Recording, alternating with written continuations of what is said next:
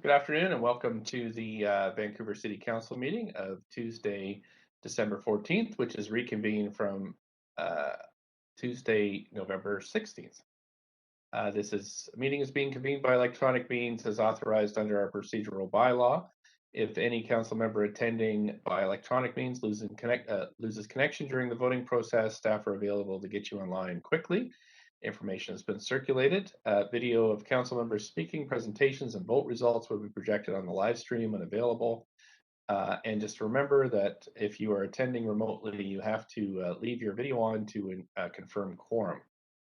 As always, we acknowledge we're on the unceded homelands of the Musqueam, Squamish, and Tsleil-Waututh people, and thank them for their generosity to all who live and work and play on their lands. And thanks so much to staff for everything that you do. We're especially thinking of you as we move into the holiday season. So thanks. Clerks, can we have the roll call, please? Mayor Stewart in the chair. Councillor Carr. Here. Councillor DeGenova. Councillor Fry. Here. Councillor Swanson. She's muted there. I see you there, Councillor Swanson. Here. Thank you. Sorry. Councillor Hardwick. Councillor Wiebe. Present. Councillor Boyle. Present. Dominato. Present. Bly. And Councillor Kirby-Young. Present. Good quorum, Mayor Stewart. Thanks very much. So council, we have, first I'm going to remind the public that if you want to follow along on Twitter at Van City Clerk for updates on the progress of the meeting, you can watch it on a YouTube link or on the city's website. You can always send in comments on any item to using the web form, and that is also available on Twitter in terms of the link. And in terms of our longstanding commitment to respect for all genders, just to remind council to address staff and speakers avoiding using gendered honorifics and instead infer to people by their first and last name, role, or title. Today we have one unfinished business item, 4 council members' motions, notice of council members' motions, and then our final item is new business inquiries and other matters. Plan for the day is to go from now until 5, then break for dinner, return at 6 p.m. to finish things off. Hopefully we'll be done today. If we're not finished today, we'll have to come back tomorrow afternoon, and I can get those times from the clerk for you. We have one item of unfinished business today. That is streamlining the rental around local shopping areas. On November 2nd, 4th, and 9th, we held a public hearing on the above matter. On November 9th, following the close of the speakers list and receipt of public comments, we closed that and we referred a debate and decision to the council meeting on November 16th as unfinished business. On November 16th, we postponed closing comments, debate, and decision to December 14th due to time constraints. Councillors DeGenova, Hardwick, Dominato, and Swanson were absent for the portion of this item after 10 p.m. on November 9th and confirmed at the council meeting on November 16th that they had reviewed the proceedings of the meeting they missed and would therefore be voting on the application. We will start with closing comments from staff. As a reminder, the applicant is the General Manager of Planning, Urban Design, and Sustainability. Then move to any questions to staff, and then move, once we've moved and seconded the report, debate and decision. So any closing comments from staff? Yes, Mayor Stewart, thank you. So thank you, Mayor Stewart and members of council. I'm Dan Garrison. I'm the Assistant Director of Planning responsible for our Housing Policy and Regulation Division. And I will be making a few closing remarks and one note of housekeeping before handing off to Edna Cho, our Senior Housing Policy Planner, to finish staff's closing remarks. So we are here to conclude on the matter of the streamlining rental around local shopping areas. Following the public hearing that went over 3 days in early November, as Mayor Stewart indicated. Staff would like to begin our closing remarks by thanking the many members of the public who either submitted written correspondence or who came out to speak to council, whether they spoke in support or favor, or in support or in opposition of the proposed zoning amendments and policy changes. Their commentary was thoughtful, and it was informed, and it demonstrated a real caring for their community. So staff were very impressed by the speakers who came out to speak. We'd also like to thank council, the members of council, for the time you've invested in this process and for the thoughtfulness of your questions, both to speakers and to staff. Staff received over 20 questions from council in writing and responded last week in a memo dated December 9th, which is also now posted on the council agenda on the website. As a small piece of housekeeping, I also just wanted to inform you of a change that staff will be making to the effective enactment date for any bylaws that are adopted today. Staff will be moving that date from January 15th to February 14th, just to give our permit processing staff time to prepare for implementation. And with that, I'll now ask Edna Cho, Senior Housing Policy Planner, to conclude staff's closing remarks. Thank you.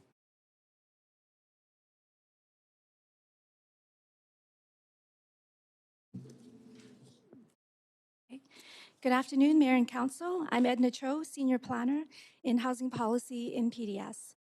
The work of streamlining rental has been underway for over 2 years, and during the significant public consultation that was carried out over that time and over the 3 nights of public hearing in November, we have heard a wide range of firmly held opinions. We heard from over 100 speakers and received 1,082 pieces of correspondence, the highest in recent years. 620 of those were in favor and 444 were opposed to the proposal. So what did we hear? We heard from renters who are looking for secure, purpose-built rental housing away from busy arterial streets, who believe these changes don't go far enough. We heard from residents and climate activists that these changes are a necessary first step to create a more walkable city to address the climate emergency. And we've heard from residents who think new market rental isn't affordable enough, even as builders tell us that these rents are barely enough to cover the high cost of land construction.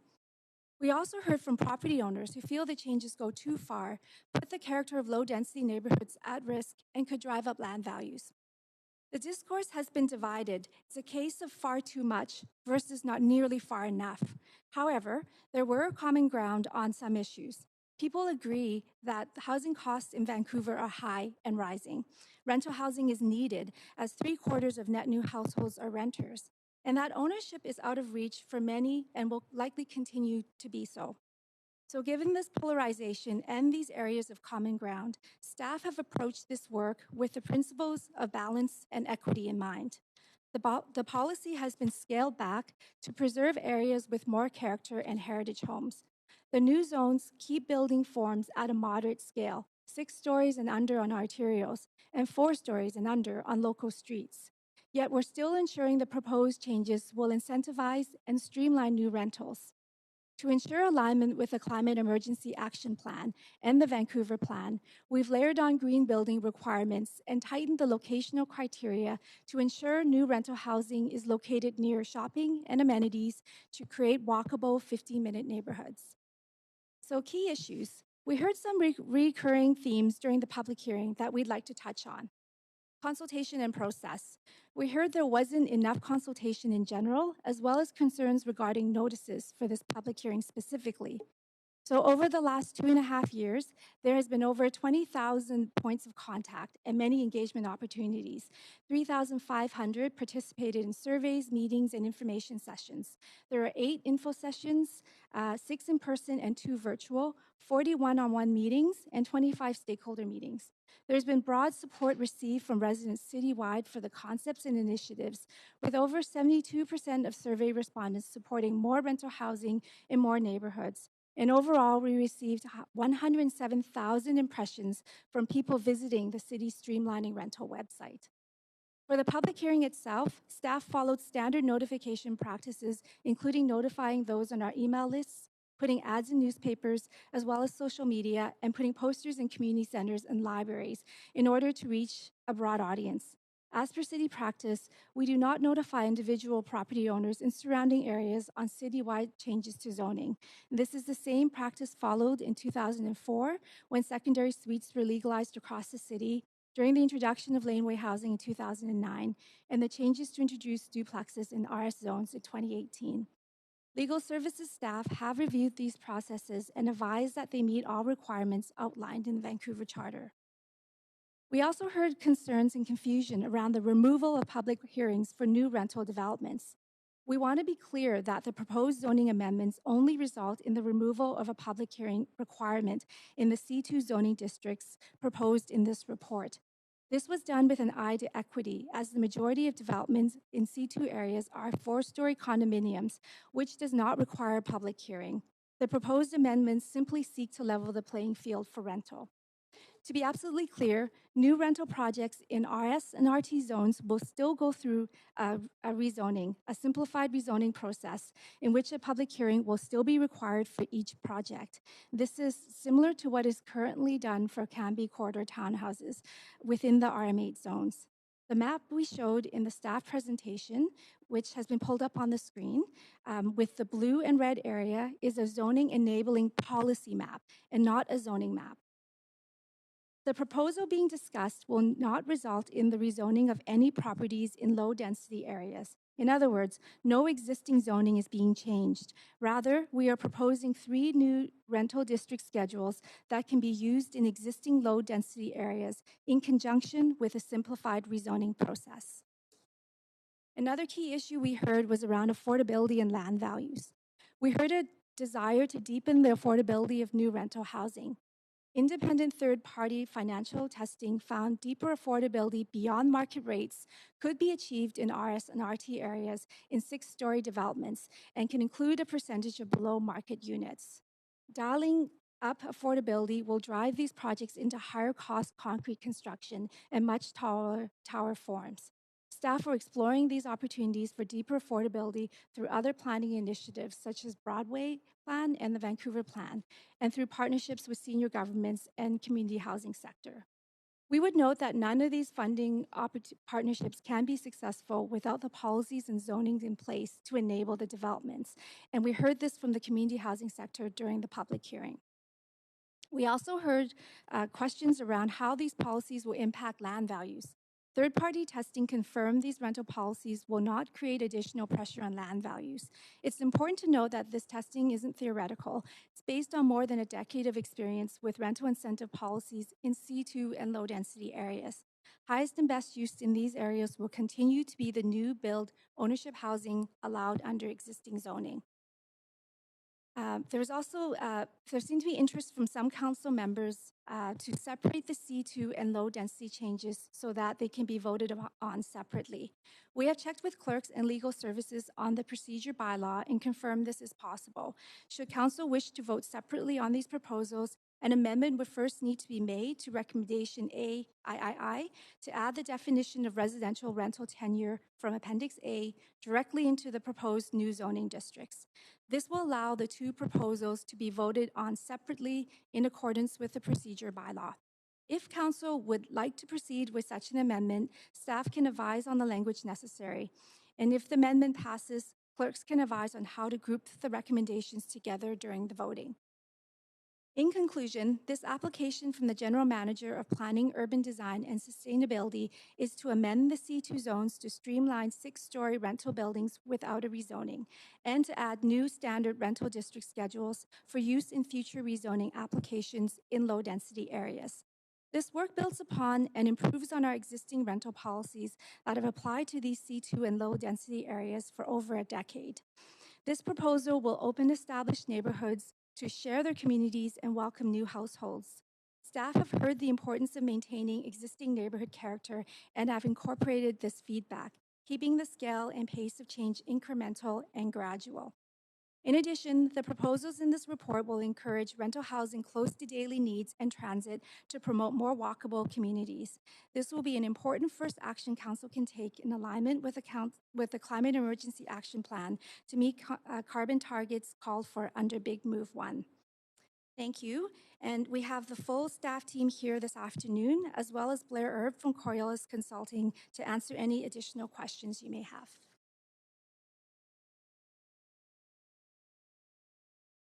Thanks so much. There are a number of questions. Councillor Hardwick, the staff, up to 5 minutes. Thanks very much. I'd just like to confirm, I know, Edna, you just said this, but I want to make sure it's clearly understood.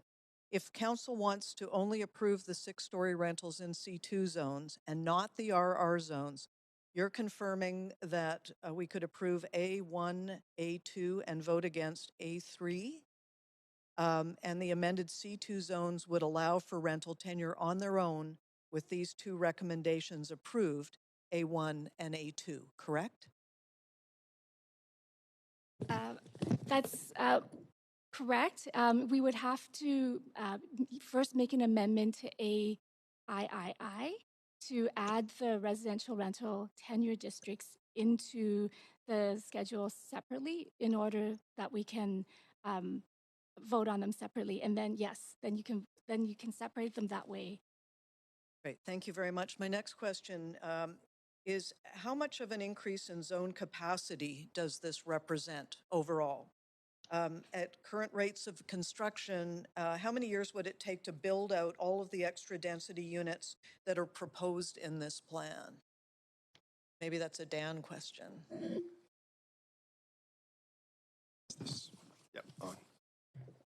Yeah, we did not take a zoned capacity approach to looking at the development potential created through the policy changes. We looked at what the development capacity might be over a 10-year period in order to estimate how much potential development would happen, and we looked at found that an estimate of about 2,000 to 2,700 units could be accommodated in the C2 zoning district and up to 2,000 units in the RS and RT districts. So that was the approach that we took to estimating the impact of the proposed changes. So ballpark 5,000-ish households, representing maybe 10,000 population. Well, certainly in terms of the households, we're estimating, 4,700, so 5,000 ballpark new households. How many folks live in those households is another question, and we will be coming back to council, of course, in the spring related to the Vancouver plan and housing needs assessments around looking at population per household. Well, we'll have any adjustment after the census that we're just finishing up, but the current mean average household size in Vancouver proper is 2.2 individuals per household, correct?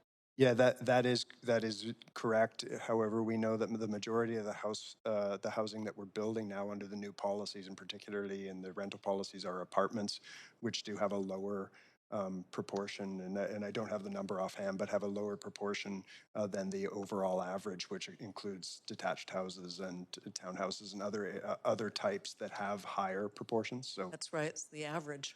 Yeah, but that's right. Thank you for answering. Thanks, Councillor Swanson. We're on to Councillor Dejanova. Thanks. I think that was Councillor Hardwick. Pardon me, Mayor Stewart. Who did I say? Councillor Swanson. I just Oh, wanted you to know she's still on the list to ask I think questions. it's Thanks. hopefully the last day. I'm a little punchy here. I'm with you. I'm with you there. Thanks. I did have some questions, and it's specifically on the C2 and understanding that these are changes specifically to the district schedule. However, they will affect zoning. So it's not exact zoning changes. So I'm hoping staff might be able to answer in looking at examples and hearing from some of the speakers the concern there that this may drive some of the mom and pop shops further out of the city of Vancouver, including some of the local grocery stores and corner stores that council had supported. I'm just wondering if you could speak to and or confirm if at all this will change BC Assessment's view of best and highest use. Sorry, I should finish my question so you can figure out who's going to answer it. I'm just wondering how it will affect the taxes that current C2 building owners will be assessed to pay. I understand that's provincial, but that is affected through zoning. Thanks. Thank you, Councillor. I think Blair Erb from Coriolis Consulting is on the line to answer questions about assessed value. Sure. Hi, Councillor Blair Erb here through the mayor. Councillor, the work that we've done on this topic suggests that the market value of C2 sites should not increase in any material way due to the proposed changes to the zoning district. The highest and best use of these properties will continue to be the existing either the existing building that is on the site or the development rights that already exist for condominium development up to 2.5 FSR. So we wouldn't expect any change to assessments. And on your other question about would it displace existing businesses, businesses, I assume, would be displaced through redevelopment of C2 sites. But if they are not redeveloped as rental sites, they will be redeveloped as condominium sites. So we don't think there's any significant change on that topic either. Thank you. I'm just wondering if maybe our staff then could confirm, based on the information from Coriolis, if BC assessment has confirmed whether or not there will be a change. Whether the changes in this district schedule could trigger changes in the way that we tax C2 properties. Thank you, Councillor. We haven't confirmed that with BC Assessment. That's not something we've followed up with them on.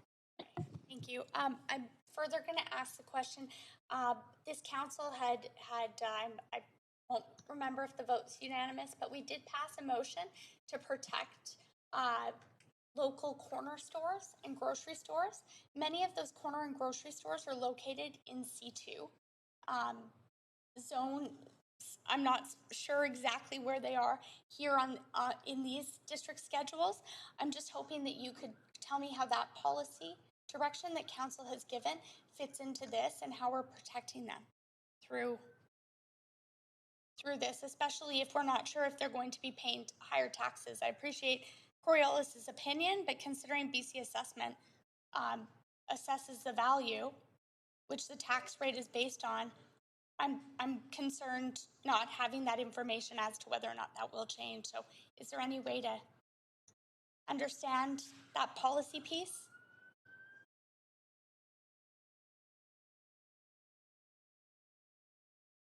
I could come back on the queue. I have about a minute. I don't want to. Good afternoon, Paula Huber. I think you're asking about the local grocery store work that Andrew Pask was doing, and the majority of those are off arterials. They're not C2 zoning. So that work is deeper into the neighborhoods typically. And the little restaurants, those types but I do know that there are some local stores on arterials. Well, yes, there are local stores, but if you're specifically talking about the neighborhood shops and the work that was done in July this past year, that those are more focused deeper into the neighborhoods and not typically on C2 sites, which tend to be on arterials. And those aren't necessarily the little restaurants and mom and pop shops. Well, I wouldn't say it's exclusively like that, but the majority of them are deeper into the neighborhoods, the little corner grocery stores. But I think Matt Burke has some data. I only have 10 seconds, so I appreciate the data, but I understand that we're probably out of time. Maybe someone else. Councillor Swanson.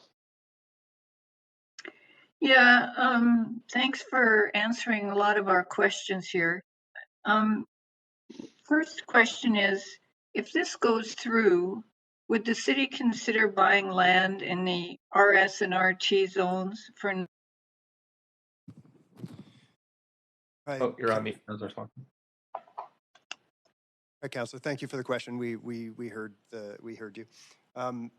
So decisions around site acquisition are decisions that are made by in relation to the Vancouver Affordable Housing Endowment Fund and the strategic direction that fund will take, which will be provided by council, and also through the capital planning process. And so it is that the zoning and policies that are proposed today, and if council adopts them, will create opportunities for non-market housing in these locations. Whether or not the city acquires sites will be in those areas will be determined through other processes. Okay, so, second question.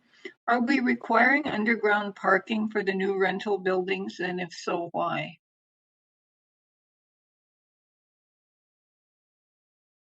Hello, Councillor. My name is Sander. I'm with Community Planning.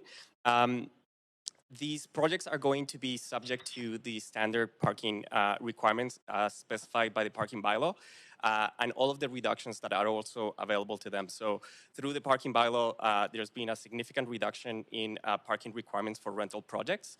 And there's also the transportation management demand reductions that could lead up to 60% reduction on parking minimums for rental projects that are in close proximity to transit.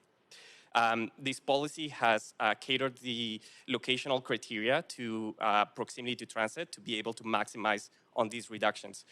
We anticipate that the mixed-use development will indeed trigger underground parking, but we are trying to enable as much surface parking as possible on the off and on arterial options. In order to do so, the design guidelines have been provided with a set of guidance to maximize on the transit demand management.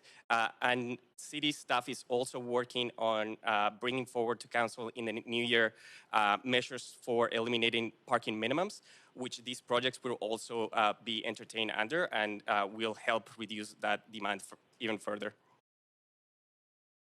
Okay, thanks. Third question. If 4-story strata is the highest and best use, why would we estimate that we can actually get more rental if this goes through? Wouldn't everybody just keep doing strata? So I can start this answer, and maybe Blair Erb from Corliss can supplement. So we have provided additional density to enable market rental to be an option that some owners or developers may choose over time. We don't expect that. We do expect that condos will continue to be the preferred development option in C2, but with the additional density and the incentives we provide, the testing shows that in some cases it will be viable for some owners and developers to provide rental. Okay, thanks. Fourth question is for Coriolis.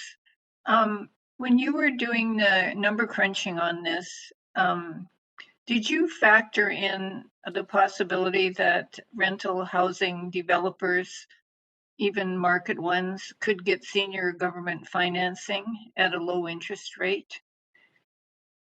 Hi, Councillor Swanson. Yes, we assumed very favorable financing rates for all of the rental scenarios that we analyzed. What rate did you assume? I don't have it right in front of me, but it was in the 2% vicinity, which is available currently, but that bounces around month to month. Okay, you also talked about a cost allowance for land assembly. What's that? Yeah, that's something that is is typically assumed within any financial analysis like this. What's going on there is the notion that if a developer needs to purchase 2 or 3 houses side by each simultaneously in order to create a development site, the owners of those houses are unlikely to sell all simultaneously without receiving slightly more than what their house is worth on the open market. We're at the 5 minutes, so I'm going to have to move on to the next. So that's what that's covering. Just a point of procedure, Mayor. Go ahead, Councillor Dejanova. I forgot to ask this in my questions, but I did send in a number of questions on November the... Not a point of procedure. It is. It's a question. I'm telling you as chair, it's not, and we're going to go to Councillor Fry. Okay. I have another point of procedure, just quickly. Will Go those ahead. questions that I publicly circulated to Mayor and Council be answered, as this is the continuation of a public hearing, along with everyone else's questions that were sent in? Public hearing part has closed. We are now in debate and decision, so you can ask questions to staff at this point, but there won't be a section where staff will be reading out replies. Councillor Fry. Thanks, Mayor. So first question, what would a public hearing and rezoning look like on the RR zones now? Does this sort of impart the same amount of time as we would typically see on a rezoning application? So this would be similar to the what you see in the Canby Corridor RM8 rezonings. So it would be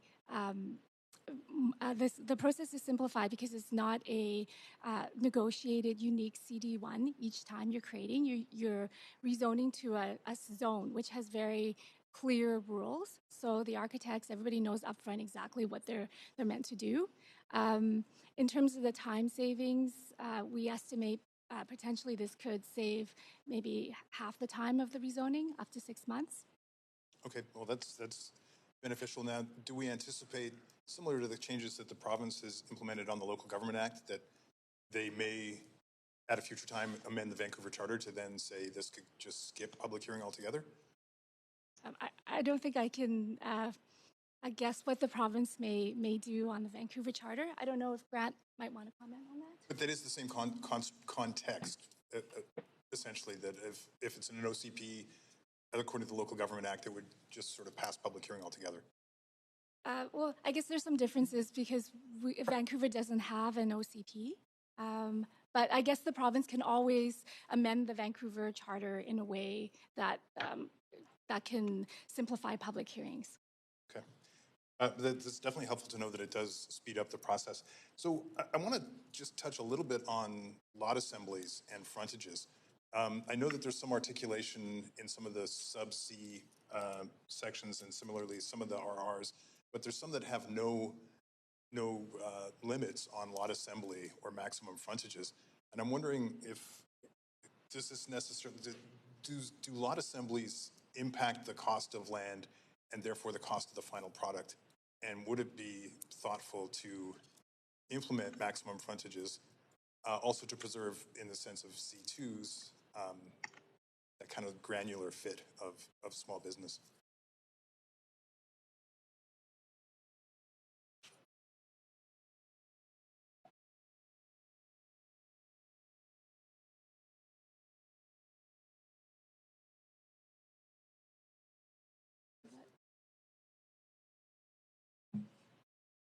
Hello, Paul Chang, Senior Development Planner. Currently, in all of the C2 zones and the clone zones, there is no frontage maximum in terms of developable lots. However, in some of the zones, there are maximums with respect to overall frontages for CRU sizes. So some of them dictate that the CRU shouldn't be more than 50 feet in width, for instance, and that is a way of guaranteeing that the businesses themselves won't be, for instance, big box stores or something like that, more of a localized mom and pop typology. With respect to overall maximum frontages, as I said, C2s don't currently have that, but what we're seeing most of the time right now is not that many large-scale consolidated lots for C2 development. Usually they're probably about 100 to 150 feet in size for the development permit applications that we see right now. So extrapolating on that a little bit, do limits on lot assemblies dampen the amount of speculation and then the land lift that comes with that? Do maximum limits or minimum limits? Because maximum limits. We would probably, minimum limits, Councillor, sir? Maximum limit. So if there was a maximum limit on the amount of lot assemblies that went on, would that dampen speculation and the cost of the land assembly total? It seems to be, just from an experience point of view of what staff have seen, it seems that the more lots that need to be assembled, the more difficult it is to assemble. So a lot of the times, if it just takes one holdout, one property owner to hold out and not sell, to actually make it too hard to actually assemble the entirety of a block, for instance. Overall, I'd say that having maximum limits would actually help to make developments, wouldn't necessarily make developments more likely to happen. However, having minimum frontages would actually make it more difficult for development. Okay, I'm gonna hold for that, and thank you. Thanks, Brett. The 5. So on to Councillor Bly. Thanks very much. So just continuing on with a few questions, I'm curious if I can understand from staff how the consultation on this policy effort differs from other major planning efforts. And I know we've got the Vancouver plan underway, but others as well that have happened over time, because there has been public criticism that the consultation hasn't felt as extensive as it typically would be, including notifying those in the affected areas of the proposed policy. So we undertook extensive consultation. If I can just clarify, because we have limited time, I'm just asking what are the differences, the discerning differences between the consultation effort in this one and other major planning efforts? And maybe there aren't any, and public perception is not correct, in which case you could say that. But I just want to get clear on the differences. Yeah, so in terms of the notification process, we followed standard procedure in terms of notification. So there wasn't differences between this and other changes we've made citywide on zoning. Okay, great. Thank you very much. I'm curious now about hearing, and it could be our through the Coriolis work. There's been much discussion, and we're going back a month, around feasibility of anything other than the 4-story buildings in the RR zones in terms of essentially the land economics and the feasibility to build, let's say, the 3.5-story row homes or the 8 multiplex. So I'm just wondering if staff can quickly recap what is the likelihood that we're going to see the various options built and not just necessarily the 4-story apartment building? So Blair Erb, our consultant, can answer that question. Sure. Thanks, Edna. Thanks, Councillor. What our work showed, we, as you alluded to, we analyzed a wide variety of different types of rental projects, and the 4 to 6 story apartment projects were definitely the ones that seemed to perform the best. When we got down to 3 stories or less and into townhouse type forms, the financial analysis does not look good. Now, but it's being done from the perspective of a private developer. So it's possible that homeowners or nonprofits or other interested parties would pursue those forms of housing, but they're not something that is viable from a private sector perspective. Okay, so just to quickly jump in, because again, limited time, how often do you see homeowners becoming rental developers without any strata option or looking at something that would be far more distinct in character and what have you? So you're saying not-for-profits, sure, could do, but the land is super expensive. And then homeowners would be the likely other candidate to build rental housing? Yeah, I'm not saying that it's something that we would expect to happen frequently, but on occasion, it's possible that someone may want to build a project to accommodate their own household and family members. So how does, and I appreciate that. So I'm just looking to understand, there's a lot of number crunching that went into this, and we're hearing about it, but we don't really see it in this report. And each option has been presented as sort of on an even playing field, and yet when I get to understand more about the thinking behind it, I'm consistently hearing that it's quite unlikely that anything other than the residential apartment 4-story will actually be built. So I think it's important to understand why they're being presented in a way that makes them seem like they're all viable projects, but in fact, what we're hearing is they're not. Yeah, I can maybe respond to that, Councillor. Yeah, I think we definitely wanted to explore opportunities. We've heard a lot of interest in missing middle housing through our various processes, including currently through the Vancouver Plan process. And so we did want to put forward those opportunities, and staff put a lot of work into figuring out the architecture and the lots and whatnot. In terms of those, we do know, and you're correct, that from the financial analysis perspective, they aren't likely to be in most cases sort of commercially viable from a development perspective. But there are a lot of there has been a lot of interest expressed by landowners in terms of providing housing opportunities for their families. You do see a lot of homeowners building, for example, laneway housing. We have yes, but that's very distinct from a multi-rental. And that's 5 minutes. Yeah, that's true. Okay. Councillor Dominato. Thanks, Mayor. I think I'll pick up maybe questions from there. One is just to, if all of the proposed recommendations are adopted today, does it preclude similar type homes, but in a different tenureship in these areas? So for example, we have a motion coming in January, we have the Vancouver plan. Would fee simple ownership or stratified ownership of row homes or an 8-plex or 6-plex be allowed or permitted in these new rental zones? So adopting this work today won't, it means you can still go ahead with other forms of tenure that are being currently explored through Vancouver plan. So it doesn't mean that just because this has been approved that in these same areas you may, there could be other tenures as well. That's still a decision and work that's underway through that planning process. Okay, thank you. I just wanted to clarify that, given that we're sort of dealing with this in advance. So thank you. I want to ask a question about the affordable housing choices in term rezoning policy, and I'm looking at Appendix M. And the indication that only 19 projects were approved through that policy framework since 2012. And I'm curious what the barriers were to that. So we're moving in a new direction to adopt a different policy framework. What did we learn from that policy framework to inform this one so we see potentially a different outcome?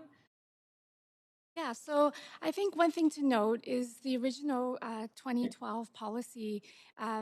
It was a bit vague. There was different options that could be explored and different tenures, and we found through implementation that a lot of those were just really difficult through implementation. And what actually worked best was the rental. So and in doing so, what we found actually is that in the first few years of the policy, we didn't see a lot of rental projects, but that's actually picked up in the last 4 years. So a majority of those projects have actually been approved in the last 4 years for rental. Okay, thank you. And then in the context of concerns around displacement, appreciated the summary in Table 1 on page 3 of 7 around the purpose-built rental inventory and stock. Do we have a sense in the proposed rental zones, the inventory of rental that's already there that's not purpose-built but is in existing homes, because a lot of homes are rented, they may be owned by someone else, but they are serving as rental, and so are secondary suites and then laneways as well. Do we have a sense of that inventory and what the implications are for displacement? I hope my question's clear. Yeah. So we did an analysis of the displacement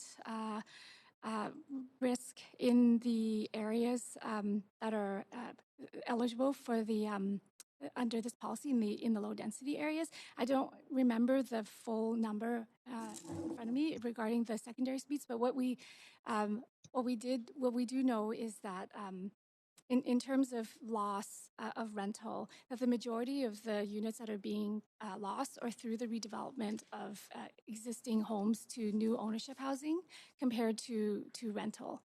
Okay. Yeah, and within the rental, under the AHC, under the 12, since 2012, there's been 49 units of rental lost in those, with a gain of 900 units. Okay, thank you. And with those redevelopments, though, we didn't see some replacement of rental. And I'm thinking contextually of examples in my own neighborhood where homes have been redeveloped, but then added a secondary suite as well as a laneway at the same time. So we don't have that data. What we know is that, when they get redeveloped, they can get redeveloped to replace the existing suite. Sometimes they lose a suite and sometimes they add a suite. What we do know that when we did that analysis was that there was a potential of 430 to 650 units that were potentially lost through just the redevelopment to ownership housing. Okay, thank you. And then circling back on the land economics, I did hear and appreciate the recap around what's the likelihood of what we might see on local streets and it being more 4-story. Is there a risk that even that, from an economic standpoint, is not feasible, even the 4-story wood frame on those local streets for apartments? I know there's differing opinions out there. I'm just curious what. Blair Erb, can you answer? Sure, I can. Hi, Councillor Blair here. So Yeah, the 4-story form is probably the weakest from a financial perspective of the apartments scenarios that we analyzed, but they're still profitable. We think that there will be some interest. It will probably be very localized in terms of where you see interest and where it actually occurs. Thank you. Okay. Councillor Hardwick, you have 2 minutes left. Yes, Mayor, with my remaining time, I would like to move the report. Is that possible? You can. There are other councillors on the queue for questions, but you can move it if you like. I would like to move it. Do we have a seconder? Second. Okay, thanks so much. We're going to move on to the main queue. Councillors can always ask questions through points of information if they have them. Okay, so Councillor Hardwick, you moved the report. You're first on the queue. Let's put you up there. Okay, whenever you're ready, up 5 minutes. Amendment, which was circulated to council and through the clerk. Okay. Got it handy there. Do we have a seconder for this amendment? Second. Sorry, I didn't hear that. Who was that? Second. Councillor DiGenova. Councillor Dejanova seconded. Thank you so much. We are going now to an amendment queue. Councillor Weave is first on the list. Go ahead, Councillor Weave, up to 5 minutes.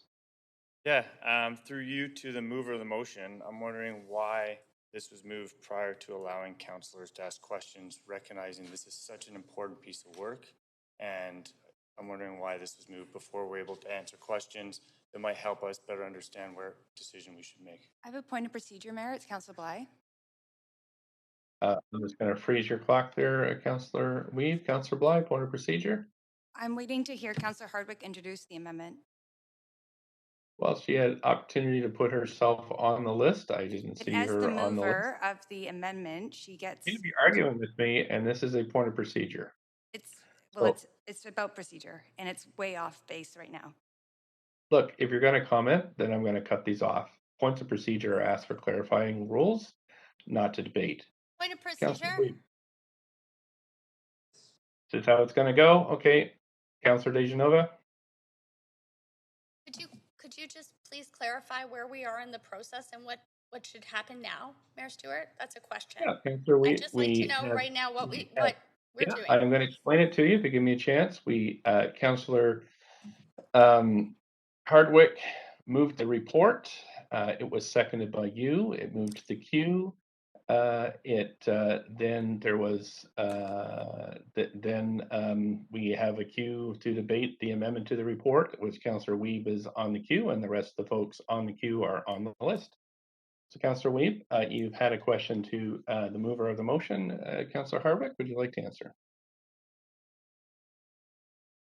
If it would have been normal for me to have been able to set this up. I didn't know I had to jump back on the queue instantly when I was still standing ready to introduce this. The question now, is, having why did said you that, move it? I asked the mayor if this was the time to do it. I didn't just dive in, and I asked the question, Councillor Weeb, and the reason I did, and as the mayor said, it did not prevent council from asking further questions through him to staff.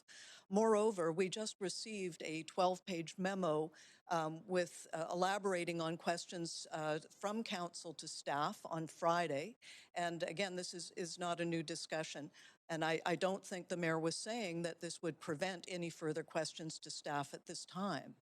But I did ask the question up front if this was an appropriate time, and I was told that I was in a position to do that, and that's why I did it.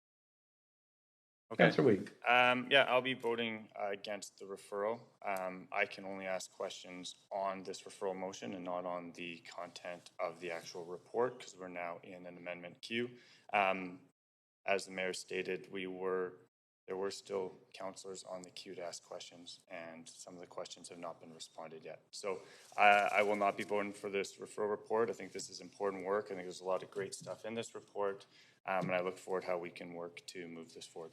Thank you. Councillor Dejanova. I would like to move that we suspend the procedure bylaw to allow for another round of questions. I don't know if we can do that, so I'm going to have to check with the clerk. So I'll just stop your clock there, Councillor Dejanova, and I'll come right back to you. Worth a try.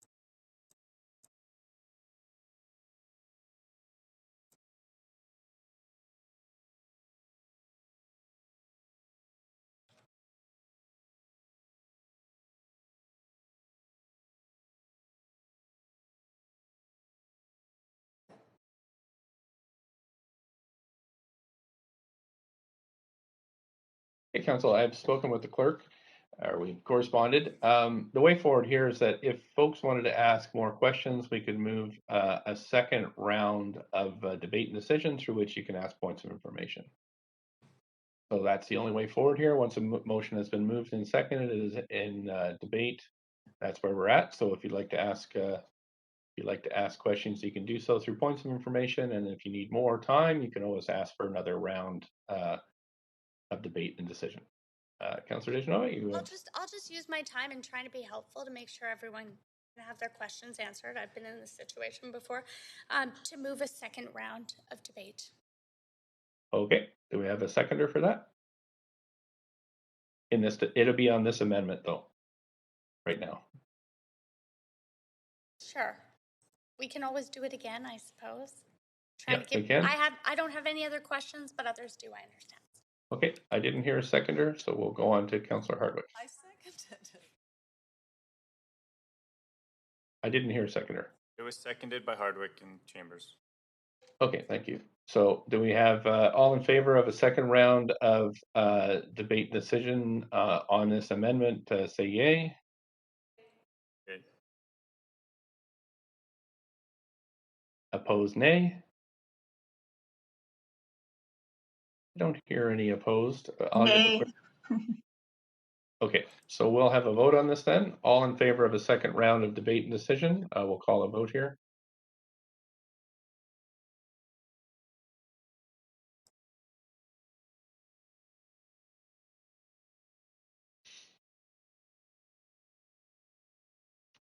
Council, that's passed. So we do have the second round available to you if you'd like it. Councillor Hardwick, you're over to you.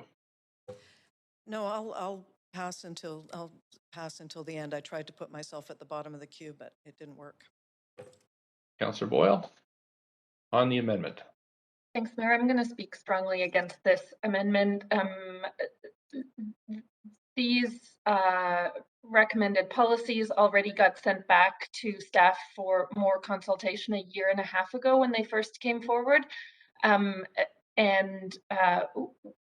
We have heard through that consultation broad support from the public for moving forward on the proposals.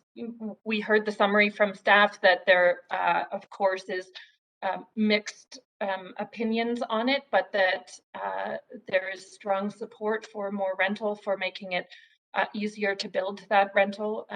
And I just think if there are councillors who don't want us to do this, then they should just vote against it and stop suggesting that more consultation will get the answer that they're looking for on this.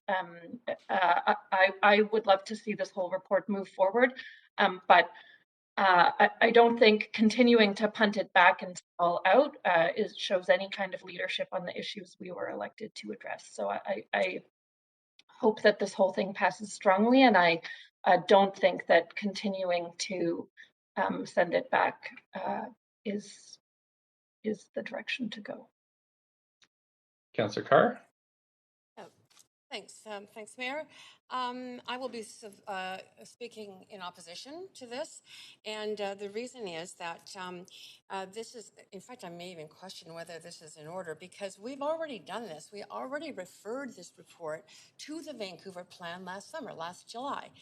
We sent, it was us making the decision to proceed with this as a quick start under the Vancouver plan.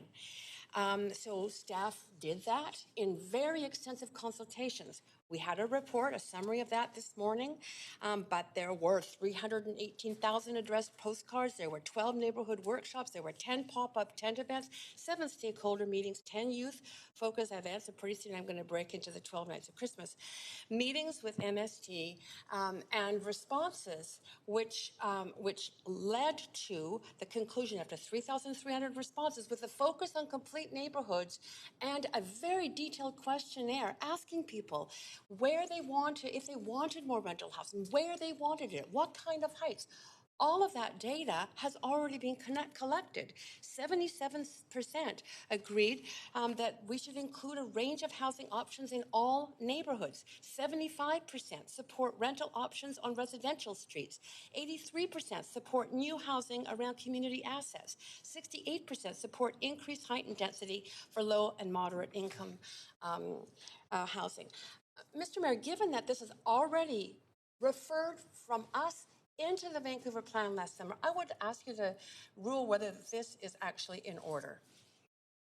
Thank you, Councillor Carr. I will take this away and check with the clerks and city manager and come back to you. It'll stop your clock. Point of order, Mayor. I believe that councillors need to cite the section of the procedure bylaw, and I'm always required to do it, so I'm hopeful that that can apply to all councillors. A point of order on a point of order. You got it. I think that holds. So, Councillor Carr, would you have the number that is? Man, I have my old document here. I'm not sure if it's in the same order.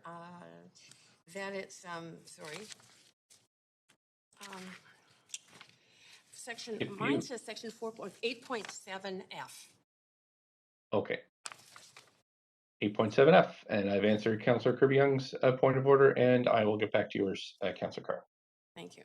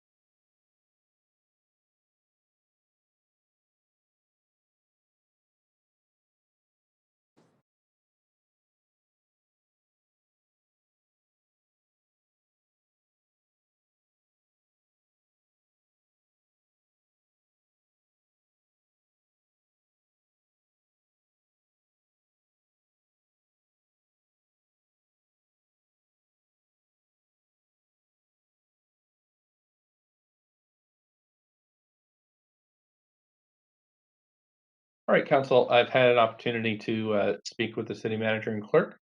I'm going to rule that this is in order. The reasons why is because Vancouver Plan is a very long process. There is an opportunity, to bring this back at some point later in the plan. So technically, it's not out of order. There's nothing that within the procedural bylaw or the charter that it contradicts. And so I'll turn the floor back over to you, Councillor Carr, with 2.5 minutes left.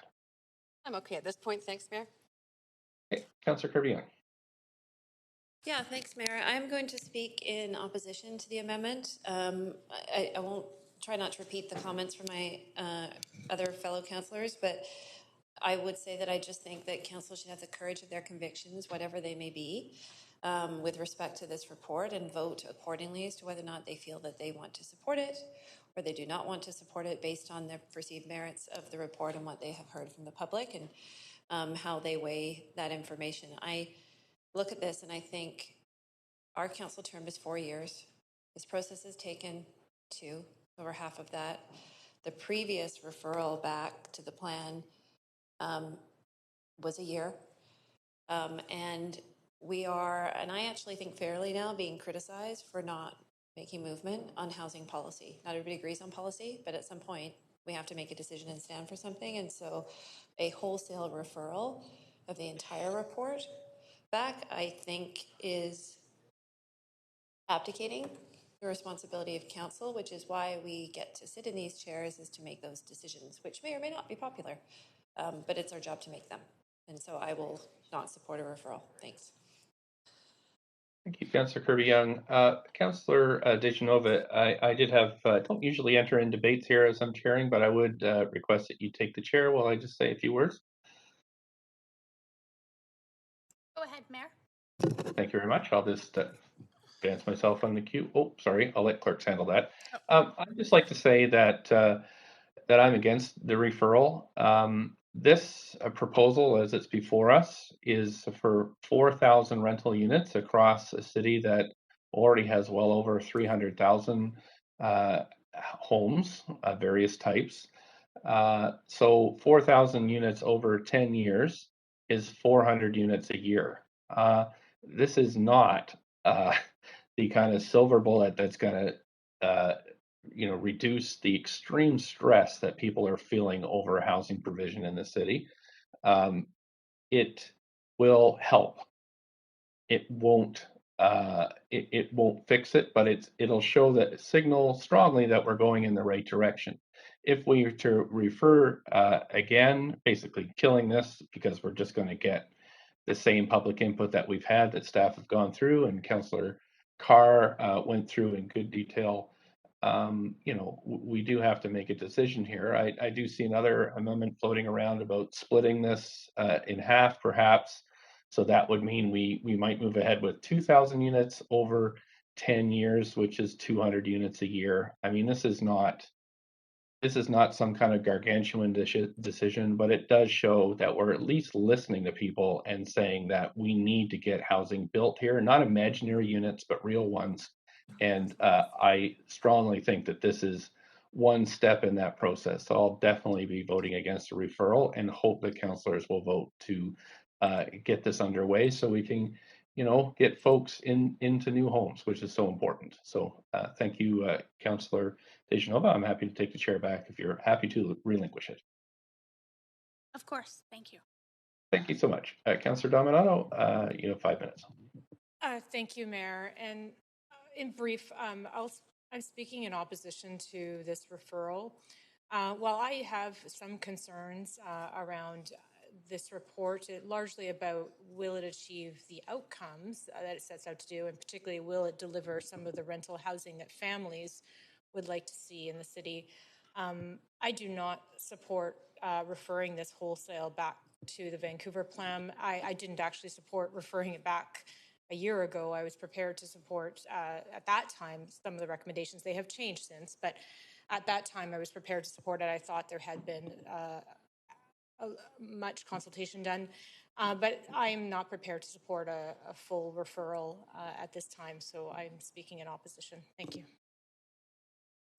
Councillor Dejanova?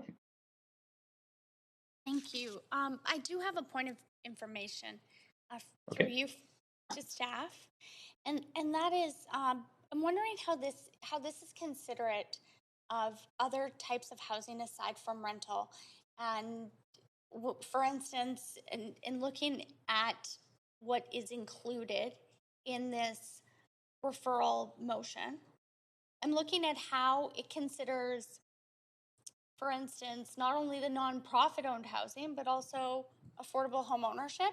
And how are we considering that? But also, how are we considering land assemblies? So, for instance, if duplexes are driving up prices right now of land, if they are, and we've heard speculation that that's happening, that a new half duplex with half the land stratified costs more than the whole. I'm wondering if you can tell me, how is this, like for instance, near Joyce SkyTrain Station, when council last term considered many different forms of development to make room for and to make way for that, not to just have perhaps what was built there dictate what moves forward before. How is this considerate of the prices that will be paid for new rental to be built in land assemblies outside of what's being proposed in this district schedule? Because I understand that there's rezonings that may move beyond this in the district schedule that could have an impact on affordable housing. Staff, anybody there want to give that a crack? It seems to be a few parts to that question, point of information. Sure, thank you. Dan Garrison from Planning. I think the first thing I'd say is that the intent of what we're talking about today in the Streamlining Rental Initiative is a focus on rental tenure. That doesn't mean it's exclusive in terms of all the work that we're doing. This initiative is focused on rental. However, we are right now, we have a study underway on models of affordable home ownership that we'll be bringing back to council in the new year in response to motions that council has passed in that regard. Through the Vancouver Plan process, there's an intensive look at missing middle housing options underway now, looking at opportunities for different models of moderate scale densification and for new housing types that will include ownership options, that will include looking at different kinds of tenure. So I think that all of those aspects are underway. They're just not necessarily part of this initiative, which is really an initial focus on rental housing. So just a quick follow-up to that. If we incentivize building one type of housing over another, are we concerned that that will be left behind by the time that moves forward and you come back to us with those reports, that there may not be land left in the district for that? I think what we found through most of the work we've been doing on this is that the rental that we're proposing right now is looking to have limited, if any, impact on the underlying land value that is in place today, and so that probably the bigger concern, particularly in the RS and RT areas going forward, is the existing land value and the escalation of single-family house values as they've been, and as we've seen in the east side since 2011. We've seen 108% increases in the price of detached houses, aside from any incentives for additional density. So I think those are the issues that we're facing. Just with my last few seconds, I will say that I am supporting this, and it's not because I don't support the work staff have done. I just want to understand it in the context of how it fits in with these other forms of housing. So thank you very much to staff for the work. Councillor Fry. I won't support this referral, and for reasons that others have already articulated. I think we've had ample time. We've heard from a lot of the public. It's time to make some decisions on this item. But I also find it very uncomfortable that the process has been used to deny some of my colleagues the opportunity to ask legitimate questions that they may have had over the course of talking to the public, hearing from the public, the many weeks we've had to digest this material, and to unilaterally and arbitrarily deny the rest of council the opportunity to ask important questions, I think is a real travesty. And I really hope that this is not setting the tenor for the rest of our term on council, because I think that's really a disservice to democracy and to the respect that I hope we have for each other here in these chambers. Thank you, Councillor Fry. That's it for debate on this Councillor Hardwick's amendment to refer this report. So I'll call a vote on that proposed amendment.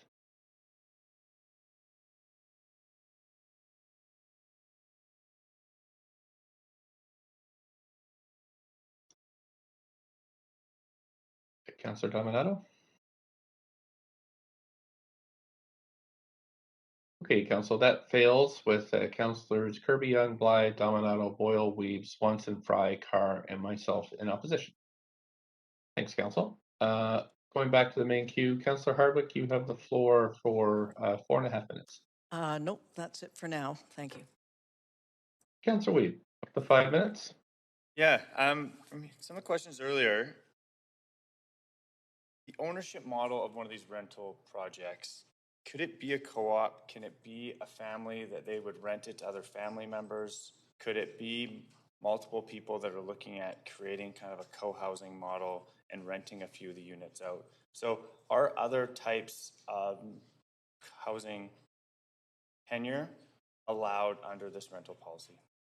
Point of information to staff, Councillor Yes, Weeb? point of information. Thank you. Great. Okay, thanks. Over to you, staff.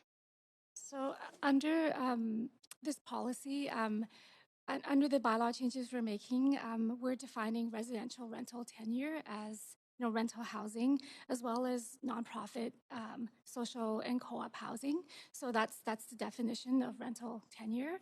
In terms of can people rent out to can owners live there and rent out a unit? I think there is a provision in the RR2 that allows people to do that. Did you want to clarify? Yeah, thanks for the question, Graham Anderson, Housing Policy. Just to clarify, in the RR1 zone, for the options, it would apply on a single lot basis. So small multiplexes up to 8 units. We've included a provision in the zoning that would allow for owner occupancy of one of the units in the project. What would not be possible, however, is to have separate owners occupying the individual units. It would require a single ownership for the whole entire project. And as a typical term in our housing agreements, we usually restrict the operation of a rental project that's secured to arm's length tenancies to ensure they're made available on the general marketplace. For those smaller single lot type projects, we could potentially look at flexibility on that front. But generally for larger and apartment style buildings, we would look to retain those standard provisions in housing agreements. So that would not allow a family member to be able to rent out one or multiple units in one of these projects? No, not as a standard term. It's flexibility we would look at potentially for a smaller single lot multiplex type project, and would allow for that single owner to occupy one of the units on site, but that would be a departure from what we've typically allowed through our rental incentive programs. Is the organization able to own it that would have different shareholders that would be part of that model? So would a Cajon model where ABC Corp owns it and the 7 people that rent are all owners or shareholders of ABC Corp?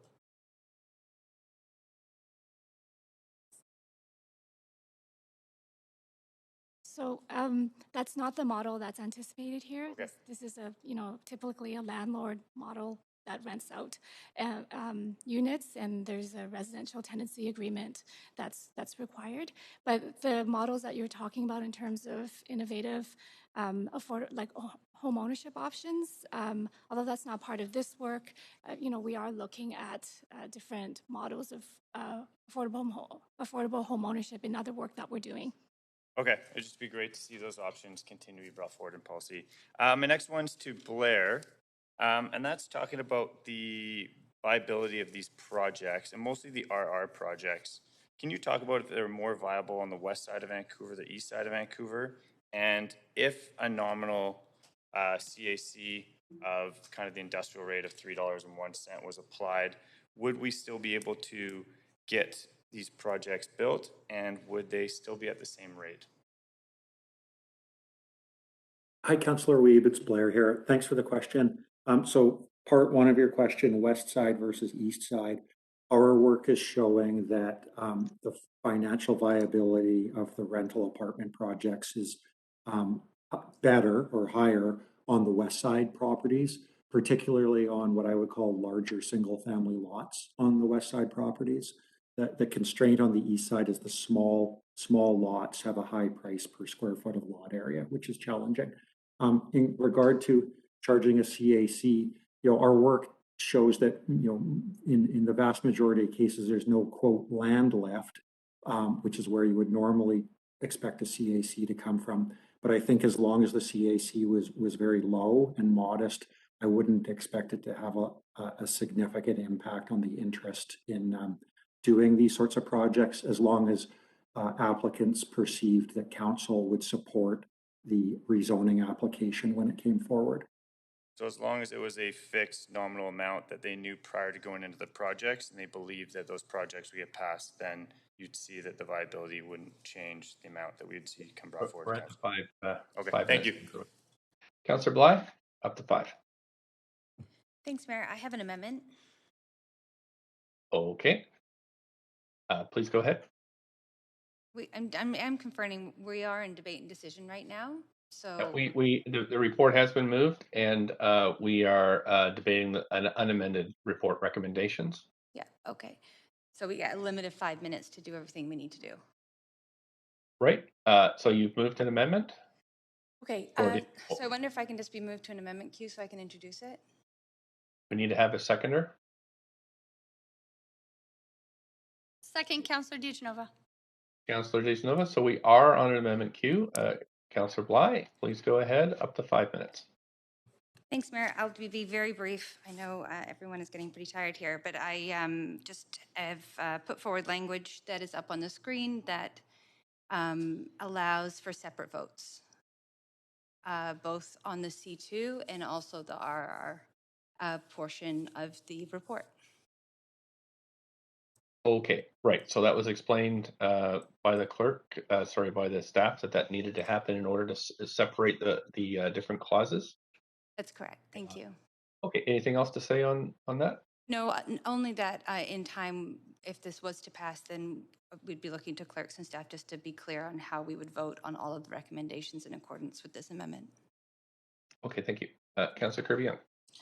Yeah, thanks, Mayor. I will support the separation vote, not because I personally intend to vote differently on it. I am inclined at this point, and I'm still hearing the debate, but I'm inclined to support the report in full and the recommendations. But I do believe in providing the opportunity for council members to be able to vote accordingly. And so I reminded, because it's the most recent example, I think during the budget, we had amendments, for example, where there was a bulleted format used that did not allow for separation of vote and enable council to kind of express their will on what policy components they may or may not support. And I don't think that that is a good practice.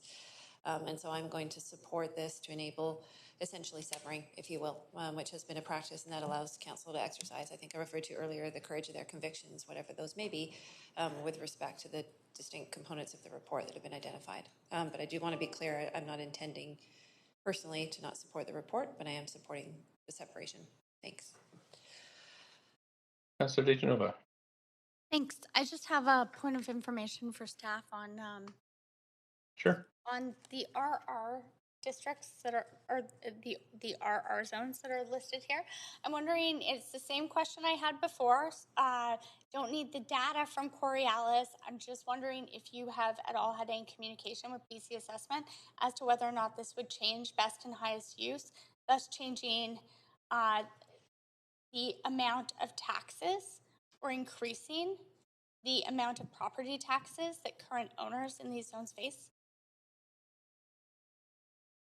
I'll wait till staff's microphone's on, and that's my only question. So. Go ahead, staff. Oh, microphone. Thank you, Mayor Stewart. Yes, in response to the question, we've not been in contact with BC Assessment Authority about any changes, and partly that's that's standard, but that's also partly because of the analysis we've had that's demonstrated that we don't anticipate there to be significant changes in land value as a result of these policies or amendments.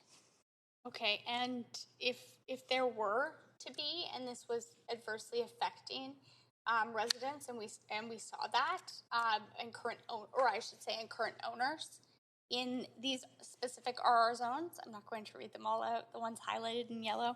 I'm just wondering if staff would then make further recommendations. I understand it's not the intent to displace people from their current. Right. I'm not sure I can sort of speculate on that, because I think what we have in front of us today are zones that provide for relatively modest increases in density for only rental tenure housing. So because with what's in front of us today, we aren't seeing through our analysis a significant risk of land value increase. It's hard for me to speculate as to what we might try to put in place if we were to propose something different. Okay, thanks. What I'll say in debate to this is I will support this amendment. However, I do have some concern hearing some of the speakers, especially one of the speakers who had talked about, the heart and soul and blood, sweat, and tears they pour into their home, and how they've really, this to them is important. They feel that they, want to help where they can. And, what I had heard, this is what I've heard. I'm not, reciting testimony, but I understood that there was a lot of fear of displacement and there was a lot of pride. And that was just one speaker who spoke of that. I'm not saying that I don't support this. I support this, but I do think that it goes back to that bigger question of the buck stops with us as council members. So maybe we need to have more public hearings. Maybe we need to be more efficient. But I want to make sure that we are considering this and not just kind of in any way giving the perception that we're skirting our responsibility or shielding ourselves from making decisions. So to a point made by one of my colleagues before, I think it's important we do make decisions, but then let's make those decisions. Let's not just change the goalposts to have those decisions make themselves for us. Thank you. Thank you, Councillor Dejanova. That is it for speakers to this one. So we're going to have a vote, and just to make sure everybody knows, this is a vote to make an amendment so these votes, the letters, can be separated and voted on separately.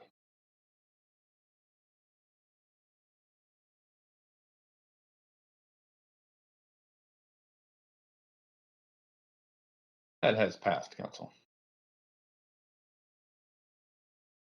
Okay, back to the main queue. Councillor Bly, you have 4.5 minutes on the now amended report recommendations. Thanks, Mayor. I'm going to come back on in just a few minutes. Thanks.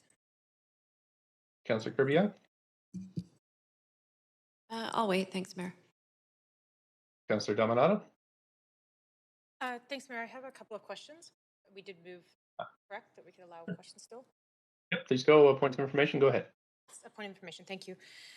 Could staff just clarify 2 points for me? I recall that with our arterial and local streets, with this proposal that assembly of properties would be limited to 3, or there was I can't remember, it was the number of feet. Have I been getting that right?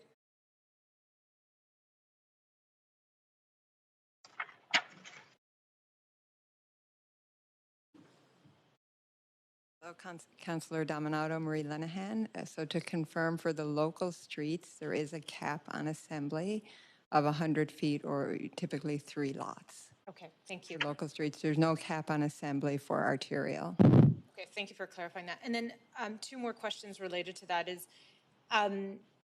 given, and I recognize it was said that it's not, the viability isn't there for the townhomes or 8-plexes or 6-plexes, but if there was a property owner that wanted just to do it with their single property, would that be purposeful? If going through, they would have to go through a rezoning process, not an assembly, just maybe it's 1 property or maybe it's 2. Yeah, so homeowners have the option for single lot development, and they would be the small multiplexes. It would still require a rezoning to that district schedule, so the simplified rezoning process would still be triggered. But yeah, that is an option for multiplexes on single lots. Okay, and then my last question is just around on the local street. I made an assumption that that local street, these are the ones based on right, directly behind arterials. Is it both sides of that local street this applies to, or does it apply to one side of the street? It's one side of the street, so it's the arterial, then the lane, and then the block. Okay. It doesn't go across the local street. Getting pretty granular here, but I didn't want to make an assumption. Okay, thank you. Thanks, Mayor. I'll pause there. Okay, great. Thanks so much. Councillor Swanson? Yeah, I sent an amendment. I don't have my mic on. Point of procedure, Mayor? Sorry, I just, yep, I'm going to stop Councillor Swanson's. Go ahead, Councillor Yeah, Councillor Carr. Carr, thank you. Yeah.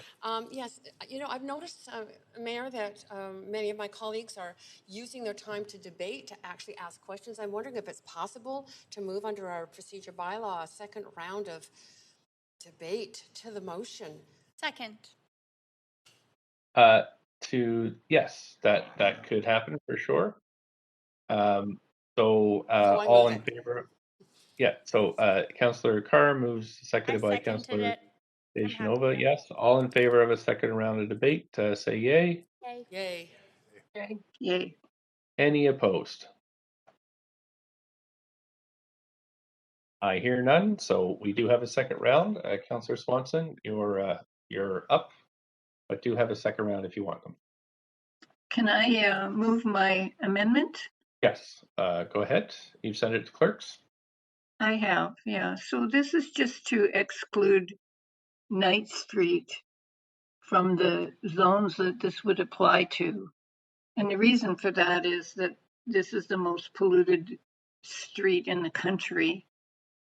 And we don't want renters to be basically insulation for people living away from the arterials. If at some point in the future we get better, less traffic or more electric traffic on Knight Street, I think we could put it back in. But right now I'm hoping that we can eliminate it for Knight Street just because of all the pollution there.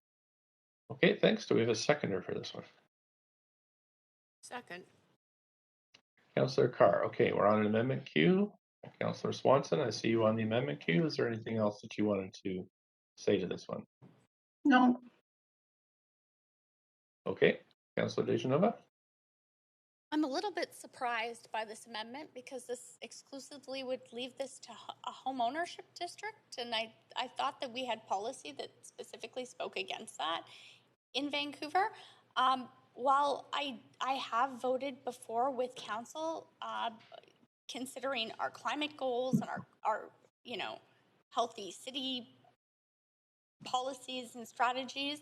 That being said, we also we're in a housing crisis. This is an issue here.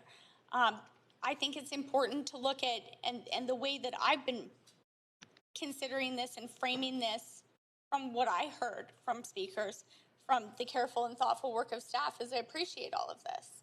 I just want to understand that it's fitting in a context of allowing even more affordable housing that may be more appropriate in a different, you know, staff recommendation that's brought to us, that we're not inflating land in making decisions. But at the same time, I think that if we're talking about housing mix and creating opportunities throughout our city, just to pick one street, I mean, I could pick others.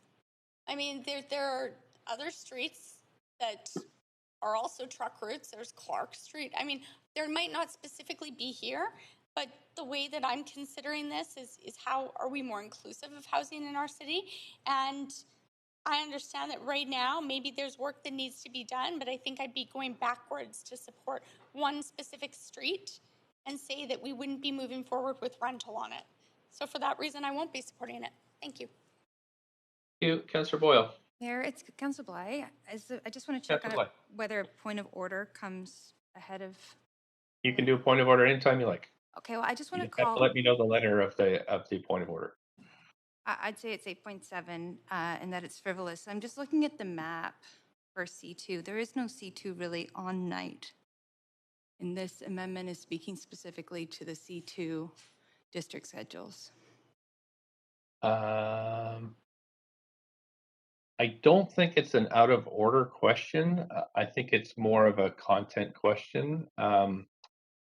So I'm going to leave it to the debate of council to decide this one, but I think that might be something you want to bring up during your debate points. So I'll leave that there, and we'll go to Councillor Boyle to continue. Thanks. Well, I appreciate the intention I heard of this to protect renters from living on highly polluted areas. I won't be supporting this amendment. It is very clear to me that the way to protect renters from living on polluted arterials is to legalize rental housing off of polluted arterials and not to continue to further limit rental housing in the few places where we currently allow it. So rather than adding night, which we just heard doesn't actually have much C2 on it, I think the better way to achieve this goal is to legalize rental housing off of all of these busy streets, night and elsewhere, so that renters have the basic health and human right of living in quiet, less polluted areas like those who can afford to purchase a home. Thanks. Thank you, Councillor Bly. Up to 5. Thanks, Mayor. Okay, well, since this is debate, and I would say that it's arguable that there is no C2 on Knight Street, I'm not going to support this amendment. And I think the sort of inflammatory comments around the way it was framed when there isn't actually any C2 on this lends more to politics than it does good policy. And so for that reason, I'm not going to support it. Okay, thank you. Councillor Swanson, you can still reply here up to 5 minutes. I was just going to say that, you know, there's been a lot of research about the impacts of pollution from diesel and from trucks, from tires, from brakes, from fuel, and how it causes, you know, dementia, maybe causes autism, causes lung problems. And I just think we need to be conscious of this and try and prevent it as much as we can. So that's why I made the amendment. Thanks, Councillor Swanson. Councillor Carr? Yes, thanks. And apologies for not looking at that map first before I seconded, but I do believe this is an important issue to debate. Feel that it warrants some discussion around arterials versus non-arterials in general. So I actually am not going to support the amendment, but I'm not going to support it for a couple of reasons. One is that now that I know there's not much C2 on it, on that street, it sort of makes sense not to. But the more important reason to me is I absolutely believe we're moving more quickly to the kind of vehicular traffic in this city that will not create the kind of pollution and the diesel emissions that have been a cause for really grave concern around health impacts on families in particular. And especially young children or people with lung diseases. Maybe some of you don't know, but in Metro Vancouver, we did receive a report from the Port of Metro Vancouver in which they are moving to actually require much more stringent measures in terms of any of the container trucks that bring containers into the port, and including moving to non-diesel, obviously as those engines become available. But the requirements are becoming very much more stringent all the time. So I think that plus really good heat pumps and air cleaning in the buildings that we are requiring through our building code will take us in the right direction until we do get a zero carbon fleet of trucks and cars on the roads. Thank you. Councillor Kirby-Young? Yeah, thank you. I think that the issue of human health and, sorry, I think we're all tired. Human health and particulates is a really important consideration, but I would also just add a point that hasn't been raised already in addition to the points raised, for example, around plans for reduction in vehicular emissions, is that this council had also passed and provided direction to look at pollution mitigation measures with respect to building code and requirements. And specifically, the discussion was around Knight Street, and the example was cited. But the importance as we both strengthen our building code from a climate and a green perspective, that we also look at it from a human health perspective. And I know that in some of the rezoning applications we had, I believe it was just one last week, I'd asked a question about offices, for example, and how they're being mitigated. And we're starting to see a lot more measures taken in terms of how windows are reinforced, air circulation systems for quality of air, all of those things that are now much more top of mind because we have and are continuing to live through a pandemic. And so I think that there is some direction in place to try to mitigate, in addition to the points that were raised about vehicular reduction. So I won't support it because I think that council has identified that priority already. Thank you. Thanks so much. That's it for debate on this item, so we'll call a vote on this.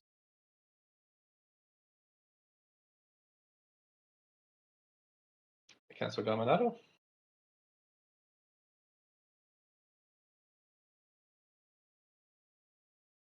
There we go. That fails with all council in opposition except for Councillor Swanson.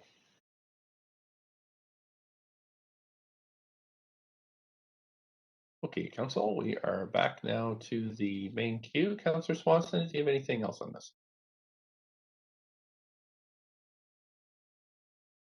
Nope. Okay, Councillor Bly?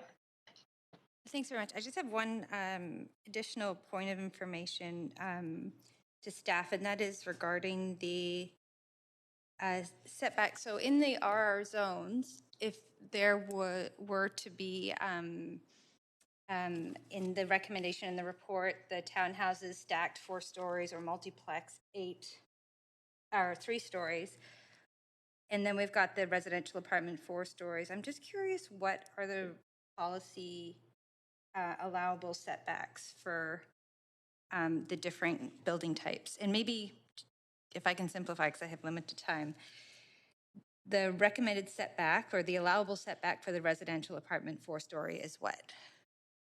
I believe I read it's 10 feet, but I just want to be sure that that is correct.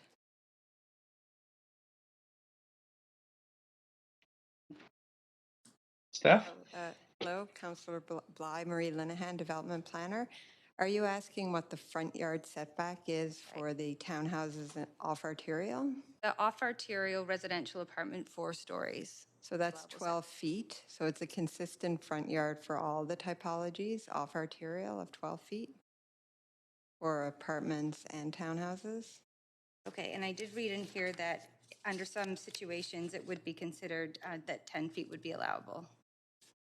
Is that correct? If not, I can go off and find the page. Yeah, you could probably find the page and then we can confirm. But in general, we can consider relaxations if there's a context to support it. So 12 feet is the required yard, and then we can vary that. And how does that differ from perhaps adjacent single-family homes if they were to? So adjacent single family would probably be around 24 feet, 20 to 24 feet, built under the current rules. So it is a lesser front yard setback. And so we would have a building 10 feet or 12, and then the next single family home, let's say that's beside it, would have met the requirement of a 24-foot setback. Yes, it will be set further back, and I'll just explain the intent behind that was to pull the new building forward to allow more space in the rear yard for amenity space and gathering, and also to reduce the impact of the building depth on the adjacent rear yards. So we see people... Okay, so a quick follow-up. Why wouldn't we do that at the front of the building, given that you want to bring sort of life to the street side of where people are walking, passing by, and we hear about shadows, things like that. So why wouldn't we actually have that at the front of the building? So pulling the building forward will reduce the massing and shadowing impacts on the backyard, which is what people primarily use for all their, socializing and whatnot. The new buildings will have ground floor entries for each unit and patios along the front. So even within that 12-foot setback, that's a setback we typically see in townhouse zones like the Canby corridor. So it's still sufficient space to have an entry patio and a landscaped front yard per unit, and that will serve to activate the street. Will that impact more requirement for tree removals? Just given some of the old growth that we see in some of the areas that are identified in the dark and light blue areas on the map? Yep. So there is the potential for tree removal whenever you move from a smaller to a larger form. We're very aware that there could be additional tree removal. I will say even with redevelopment to single family homes, laneway houses and such, garages, we do see tree removal internal to the site. Right, but when we have an assembly of 3 lots together, the impact is triple what we would normally see with a different type of development. Yes, that is correct. So our focus with the new zones is on the perimeter of the site, either a single lot or an assembled site. So we do have some regulations and guidelines to facilitate tree retention at the perimeter, including pulling parkades back from the site edges.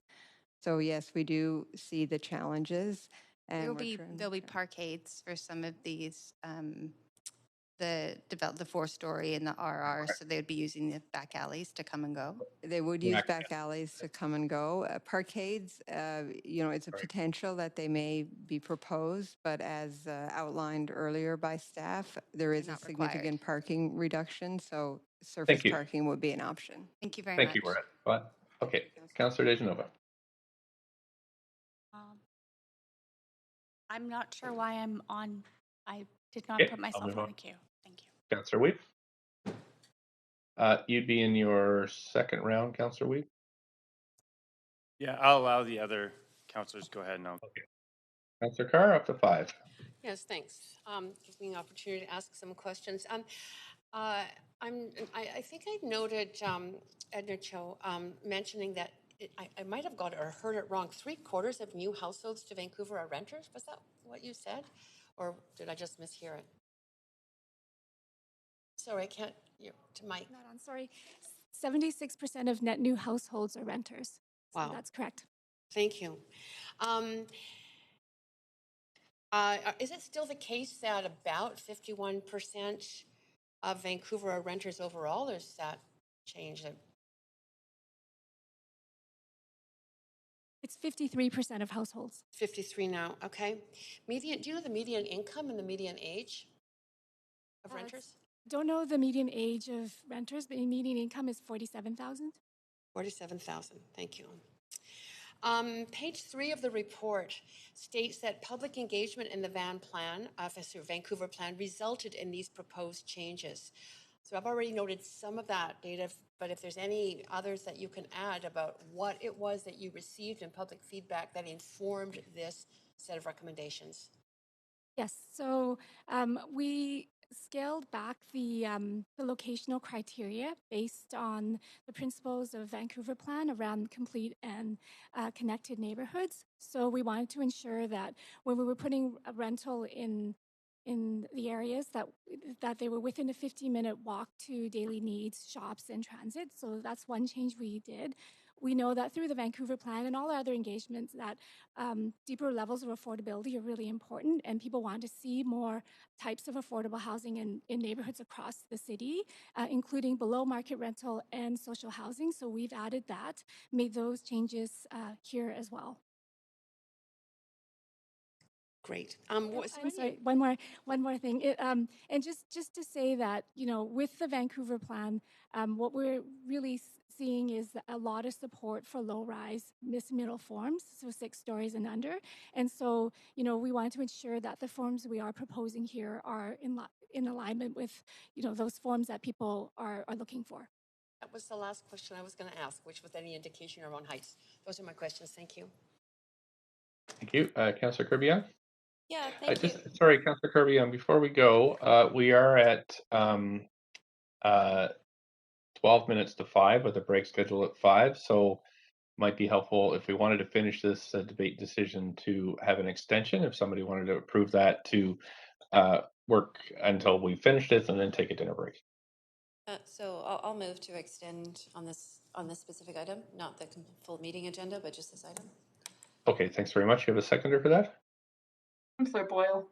Councillor Boyle, thanks. All in favor of extending to finish this item, say yay. Yay. Yay. Any opposed, say nay. Nay. I've got a nay, so we'll have a vote on this. Voting to extend past dinner to finish this item and then take a break for dinner.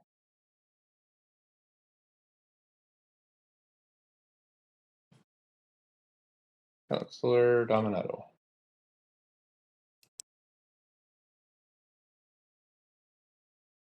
That has passed with Councillor Bly and Dejanova in opposition.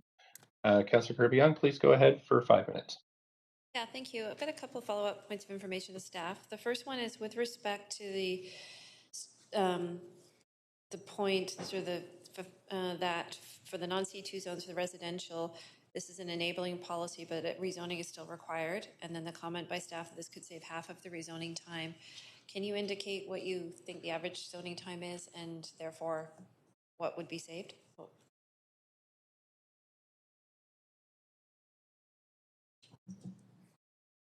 So the average rezoning time is between 11 and 12 months. So this potentially could reduce that by 6 months. By 5 to 6 months and at half at the 50%? Is that what I'm hearing? Yeah. Okay, thanks. And then following up, I'm looking at the slide deck from the original staff presentation, the PowerPoint that was done on November 2nd, and I'm specifically looking at the slides 22, 23, I think it is, which is the affordability piece. And so for the ability to go from 4 to 6 stories, which my understanding is not on the local streets, but on the arterial or the shopping, if below market units are included. Can you clarify the chart isn't very clear, and I've got a couple questions on it. I wonder if you can clarify for the record the math on some of the charts. I think it's slides 21, sorry, 23 and 24, or no, 23 and 22. And it shows what the average market rents are, and then it shows what would be a 10% and a 20% discount, but that math doesn't seem to work off of the CMHC rent. So can you just walk us through that again, please? Yes, absolutely. So the chart you're referring to, what we did was we looked at the CMHC rents for all of the CMHC universe. So that's the average rent across all of the units. And this, what it's representing, the pink bar on the chart is representing a 10% discount off of the average CMHC rents, and then the blue teal color represents a 20% discount off of average CMHC rents. I think one of the things that's confusing is that in our previous policies, especially when we're talking about the DCL waiver, we're looking at we're talking about rents on new market. So those are the rental units that are built in the last 10 years. So those are usually higher numbers. Right, can you repeat back the key distinction? Because I'm not fully clear on that, and I want to make sure I really understand this. So this is looking at average rents across the entire CMHC purpose-built rental housing, universe of rents. In Vancouver as well? In Vancouver, yes. And so both new, old, existing. Yeah, that's right. Everything. Okay. Yes, new, old, existing, everything. Yeah, most of it old. Yes. And so that's what the discounts are off. If we compare it to new market rents, the discounts are greater. So are we looking at 3 bars that are not apples to apples then? Because the math doesn't work when you take the 10 or 20% discount off the gray bar. That's my simple question. The gray bar is just a reference point to show what new market rents are. So that's the market Put another rate. way, if I took the green, I'm sorry to belabor this point, but I think it's really helpful to be clear in terms of what the potential benefits are. So put another way, if I took the green and the pink bars and added 10 or 20%, that would be what somebody would pay going in that didn't have that discount versus a social unit in the same building. Is that fair? We should ignore the gray and we should just add 10 or 20% to the pink and green lines? That will give you the average rent across the of all of the market rental buildings. Yeah. Okay, because it is a bit confusing. I can see, yes, your point. It is a bit confusing. We probably should have labeled it differently. Okay, no problem. That's why I wanted to clarify it, because sometimes we get questions. The other question I have, and it might lead into, I think, an amendment that's coming out, but I'll start the question, which is in the financial analysis that was done and the commentary that you didn't, there wasn't envisioned there would be sort of a significant land lift due to, it was not increasing highest and best use over strata. If there had been a CAC proposed on the rental, would that have changed the financial analysis and the recommendations that were brought forward? We'll have Blair comment on that from Coriolis. Councillor, are you speaking about the C2 portion of this? I'm speaking to all of it. In the RS, no, I'm speaking to the RS and RT component. Okay, so in terms of CACs, our work showed that rental buildings are challenged to provide any CAC whatsoever. So if there was a significant CAC expected, it would negatively affect the results of our analysis. If the CAC is what I would characterize as modest, I think the city has charged $3 per square foot, for example, in the past, then at that level, it's unlikely to have a significant impact on the results of our analysis. Okay, thanks. That's my time. I'll be coming back on that after. Thanks. Councillor Weep? Yeah, I've got an amendment. Okay. Did you want to speak to it now or ask for a seconder, or how is it? I'll speak to it now. Okay. Yeah, so I put an amendment forward to look at a nominal fixed rate CAC for the RR component of this project, and that's at the $3.01 per square foot, which is the same we do for an industrial, a school, or other facilities. From the conversations, this would not affect the number of projects. It also won't affect the affordability. It might slightly increase the amount of non-market and co-ops, so it could actually increase the affordability. It also does a lot of important things. One is that it builds what this is going for. The Vancouver plan is trying to create complete and connected communities. And to create a complete community, you need to have the amenities around. And most of our amenities in some of these areas don't have community plans. Fraserhood, Killarney, Dunbar. And so DCLs cannot be utilized to fix up a playground or to fix up a local amenity, because you need to have a component of a CAC or others, and then the DCL can fund could fund the washroom, or could fund an extension. But we can't actually deliver livable communities if we're not building CACs. This is a very nominal rate. We've heard directly from the development community that it needs to be a fixed number. They need to know going into buying the property, moving forward, that the rate is fixed and they know what it is. It's also a very nominal rate. It's at the lowest level we have in our city to ensure that we're delivering complete communities. And so I'm hoping that council will support it, because I think it's critical for us to create good public policy that is clear, transparent, and delivers to our residents. Second. Thank you. Seconder, Councillor Fry. Okay, on Amendment Q, I got Councillor Dejanova first. Councillor, just let me reset timers here. Go ahead, Councillor Dejanova. Thanks. I have a question, a point of information for the mover of this amendment. Sure. Yep. Councillor Weeb, you had said in your comments, correct me if I'm wrong, that this will not affect affordability of the rental units. There's only one taxpayer, and technically this all gets downloaded onto them. So can you tell me how you are certain this is not going to affect the affordability or the rents to add a CAC on top of rental, when we usually only see CACs on strata, and in very rare situations we'll see a CAC on rental, but you're asking that this be a requirement of everything in a specific schedule in a district? Yes. So this is just for the RR, and it is just for market rental. So market rental, we rent it out at a market rate. So who's paying the $3 a square foot? Who? The developer or the person selling the property. Okay, so they're paying it? Yes. Okay, and you think they're not going to download those costs because we have no control on downloading? Well, they're going to be renting their property at market rate. That's how, right? It's going to be the same market. This plan and staff have done a fantastic job in finding different ways to reduce costs to build the rental. I just wanted to know the question. So you believe, but do you have developers that have, well, we can't speak outside of public hearing to anyone. I didn't hear a developer on the speakers list who put their hand up and said, I want to pay $3 CAC, and out of the goodness of my heart, I'm not going to download this. So I'm just asking, we did have speakers. Where is this factual information? We did have speakers talk to it when they came and spoke to us. Yes, but was there a developer who said, I will be able to do this? Yes. And offset this cost myself, the $3? No, the number wasn't, but they talked about it. There was a nominal amount that would be able to move forward. I now have a point of information to staff, Mayor, if I may. And the point of information to staff is this a consideration you made, but were you concerned that this may, A, adversely affect rents or affect pro formas to the point where it would make a project not viable? Technically, because we valued rental housing, and to encourage rental housing to be built, we normally don't see a CAC charge with that.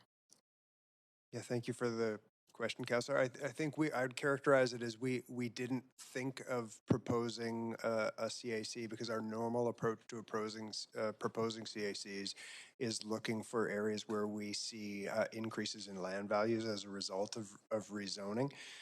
Because the financial analysis didn't show that, we did not recommend CACs for this. I would say that we have heard through the process, one of the things we heard and through the public hearing was concerns about increases in population and without a commensurate ability to pay for other public benefits. So, I understand where the motion is coming from that. I understand that, and I appreciate that. That's not my question. My question is, will this make pro formas under what's being proposed in the recommendations? Will this make will pro formas still be viable with a $3 a foot CAC on top of what's already being proposed? And will this come at the expense of non-market housing? Will this come at the expense of non-profit housing? Well, I would just say all we could do is go with the advice of our economic consultant at Coriolis, and that's been that essentially, as provided the CAC amount is fixed, is known upfront, and remains relatively small. The advice from our consultant is that it wouldn't have a major impact on the economics. And so I can just reiterate that because that is the advice that we would rely on. But ultimately, someone would be paying for this $3 a square foot. Well, that's correct. And there is always one of three people to pay. One is the existing landowner, the other is the developer, and the third is the eventual renter. And I do think that our usual approach to that is that the market would determine the rent, and therefore it would either be coming out of the land value or the developer profit. Do we see something like this in cities like North Vancouver or the city of Burnaby that are moving at like rocket speed with housing? Do we see a fixed rate CAC on top of rental? Only have a few I'm not aware of. I haven't looked at all their financing growth policies on rentals. I'll just quickly say I won't be supporting this for the many reasons I think I've made. Thank you, Councillor Fry. Yeah, I will be supporting this, and thanks, Dan Garrison, for supplying that sort of articulation of how this won't impact the viability. I think Councillor Weave's done a very good job of putting this together, and it does actually contemplate not impacting below market rate rentals, which I think is sort of the critical distinction here. So it won't get in the way of co-ops or social housing or non-market housing. And it's a tool because what we recognize, and I think it's interesting, Councillor DeGenova had brought up the issue of Burnaby. Of course, we know that Burnaby has amassed a significant war chest of CACs that they've allowed to reinvest into their communities to support rental housing that's below market and to support robust community centers, pools, parks, that kind of thing. We just went through a knockdown, drag them out budget process. And I think we all recognize that in particular, parts of our city in the west side, for instance, have rather threadbare facilities in their community centers. And this actually, the intent of CACs, of course, is to support community amenities. And I think this is entirely reasonable as a tool to support those community amenities where we're going to be adding significant density. And I think that those new residents and the existing residents will all benefit from those contributions that will amortize out over the life of the rental building, and it will work out in the end. And I think it will support much needed amenities in the city, because we know that we just don't have the resources to support the renewal of all these facilities that we need to do in a timely manner. The money's got to come from somewhere. And I think this is a really excellent solution to what's an obvious potential problem with these RR rezonings. And I think it actually adds the kind of juice that makes these RR rezonings work. And it does target the market component, which of course is what the market will decide. So I'm totally supportive and comfortable with this amendment. I thank Councillor Wiebe for putting in the work to make this work. And thanks to Dan Garrison for articulating that it does work, pencil out. So support. Councillor Boyle.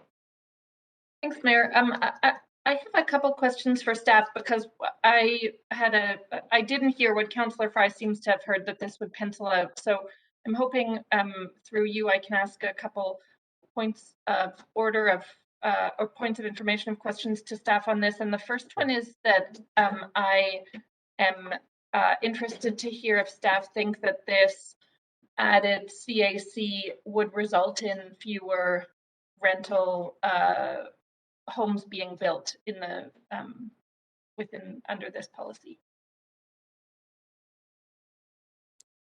Yeah, Dan Garrison again. Maybe I'll chime in. I think again, from what Blair Erb at Coriolis Consulting has told us about this, is that as long as the amount remains modest and low, that it would not significantly impact a decision of a developer as to whether they would acquire a site and move forward with the project.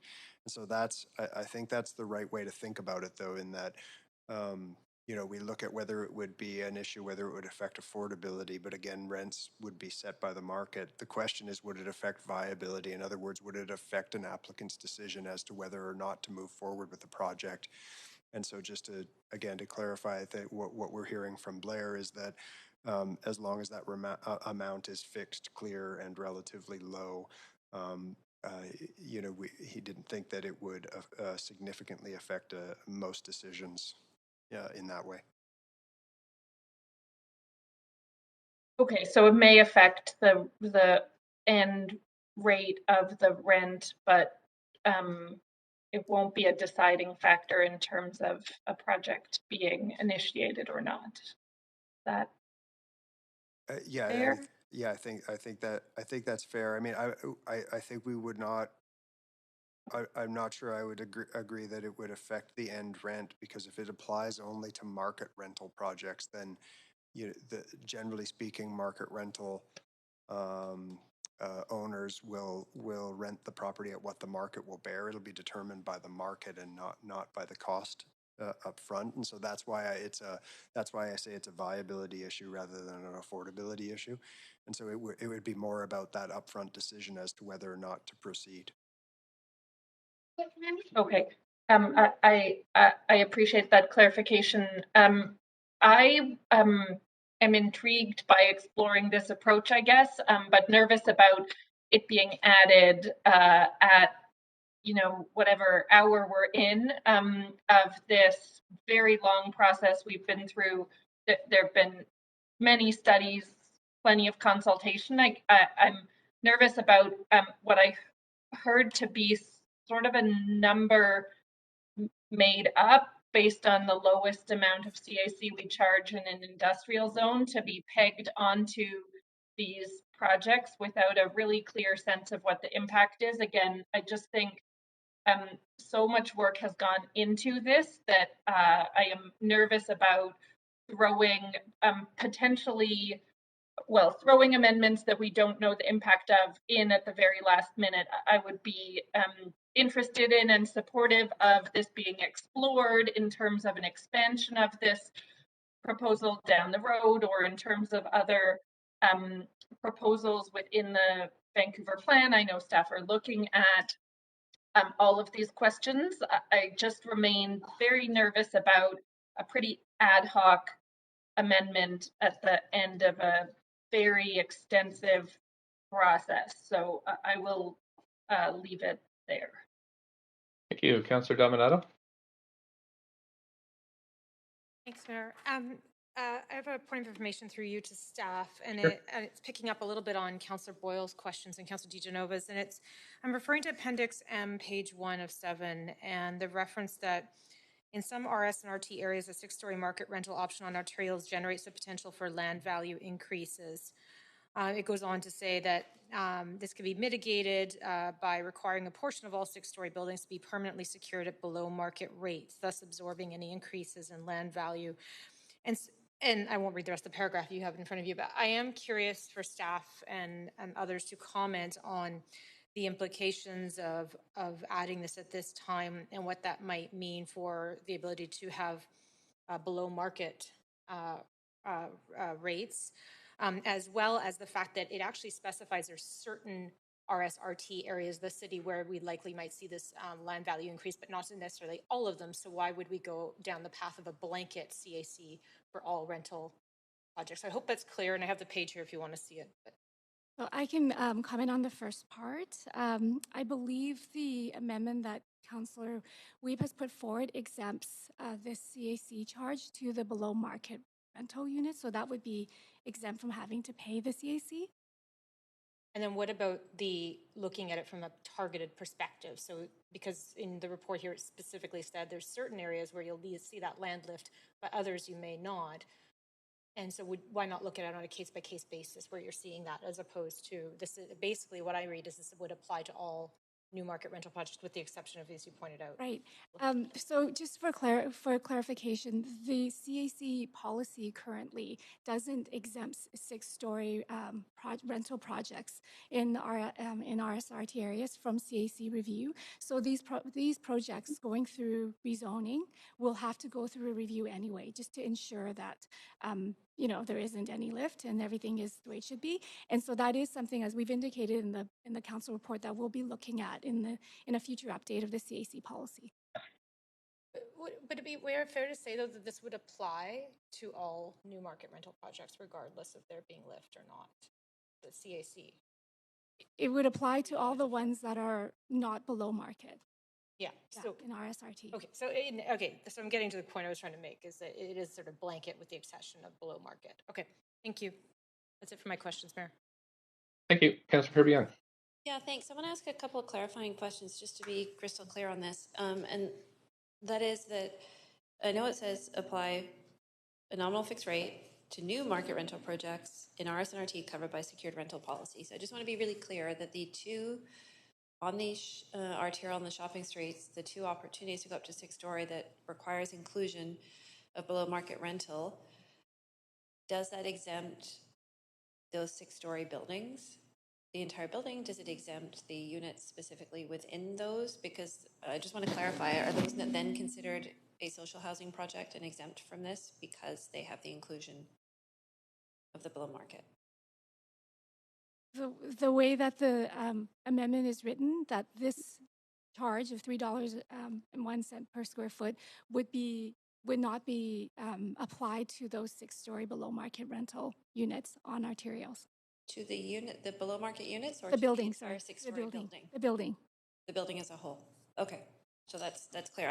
Okay, and then my second point is because there's two components to this. There's two that's in here.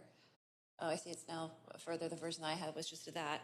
So I was anxiously and eagerly awaiting the report back on the CACs and the DCLs. And was staff not already doing that work as part of that review? Was that the intention, that you're also looking at the ability to apply, recognizing that we have a shortfall in our ability to deliver community amenities? Was that part of the existing consideration for that CAC policy and DCL review, that we look at applying them to rental projects? So there is a review on the 10-year DCL underway, where we're just looking at the overall question of how to fund growth. So in terms of the overall context of that work, we are looking at how to fund growth. So if we had, let me ask the question explicitly then, had we not had the second part of the amendment, the one that now says further that, staff would be including rental as part of that overall global consideration of how to fund growth.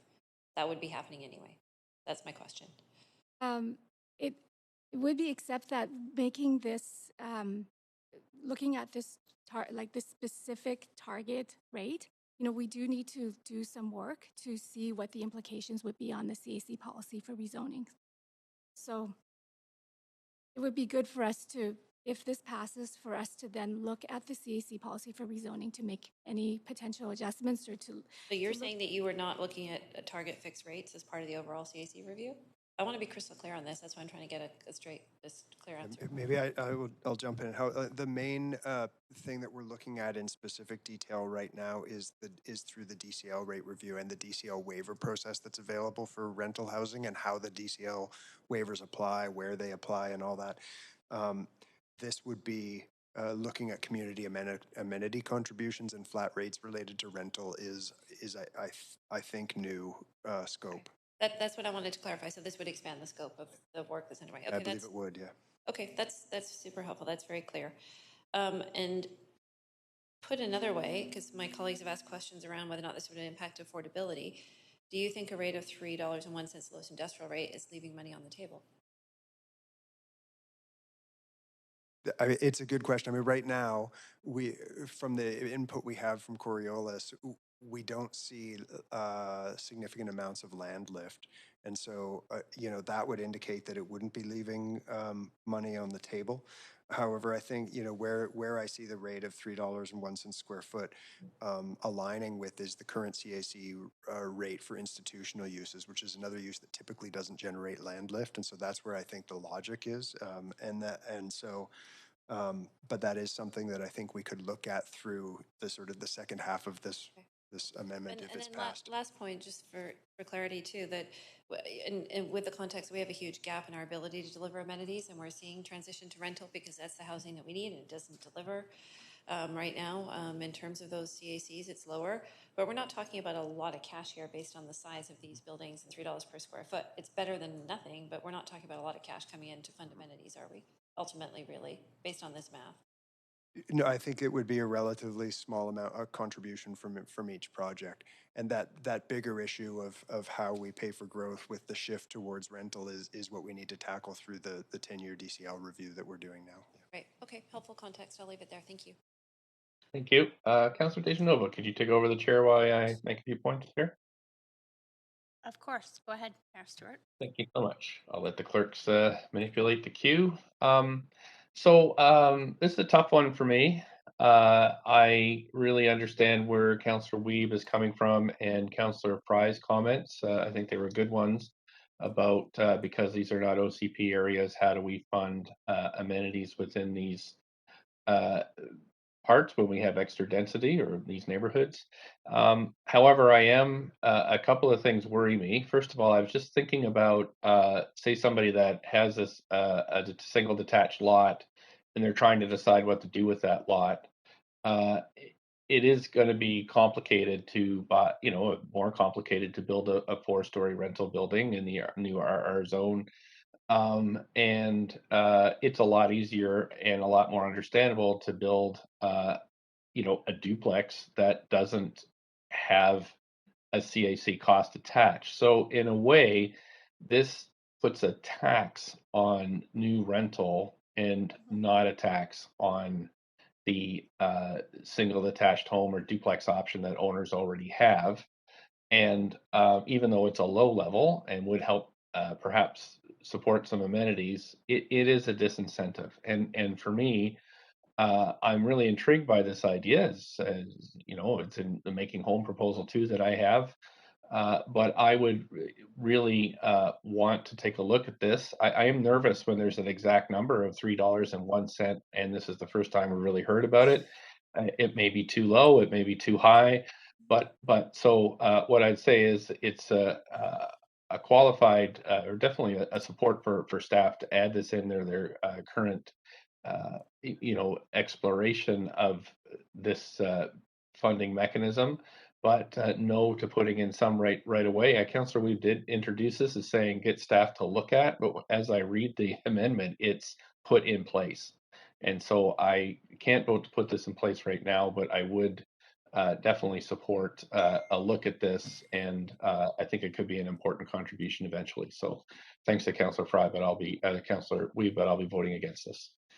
Thanks. So I'll hand the chair back to Mayor Stewart. Councillor Hardwick up to 5. Thanks. So how far would this go to cover amenities? Is that a point of information to staff? Yes, through you, a question, a point of information to staff. Okay, thank you. Staff? Thank you. Yes. Well, just to be totally honest, we haven't done analysis on it, so we don't really know how far it would go towards. So there's two parts of the answer to your question, I think, Councillor Hardwick. One of them is an assessment of the amenity needs, and then the other is how much revenue this would generate towards that. And at this point in this process, we haven't done either of those two parts, right? Well, I was going to ask about, I think it's safe to say that property taxes and capital budgets would still cover most of the amenity costs. Mm-hmm. So this would be a token amount, or how significant would it be from your perspective? Right. I mean, it's a good question. Again, we haven't done math, but certainly when we look at the amounts that that our typical DCL revenue is our primary driver of covering the cost of growth. So it would certainly not be anywhere near the impact of our typical DCL where, but it it would generate some revenue. 10%, 10% maybe. I don't think I could hazard a guess at a percentage. I'm sorry. Okay, thank you. Councillor Carr. Yes, thanks. I'm just going to speak briefly in support of this amendment and thank Councillor Weed for putting it forward, and thank staff for providing him with some input prior to the tabling of that amendment.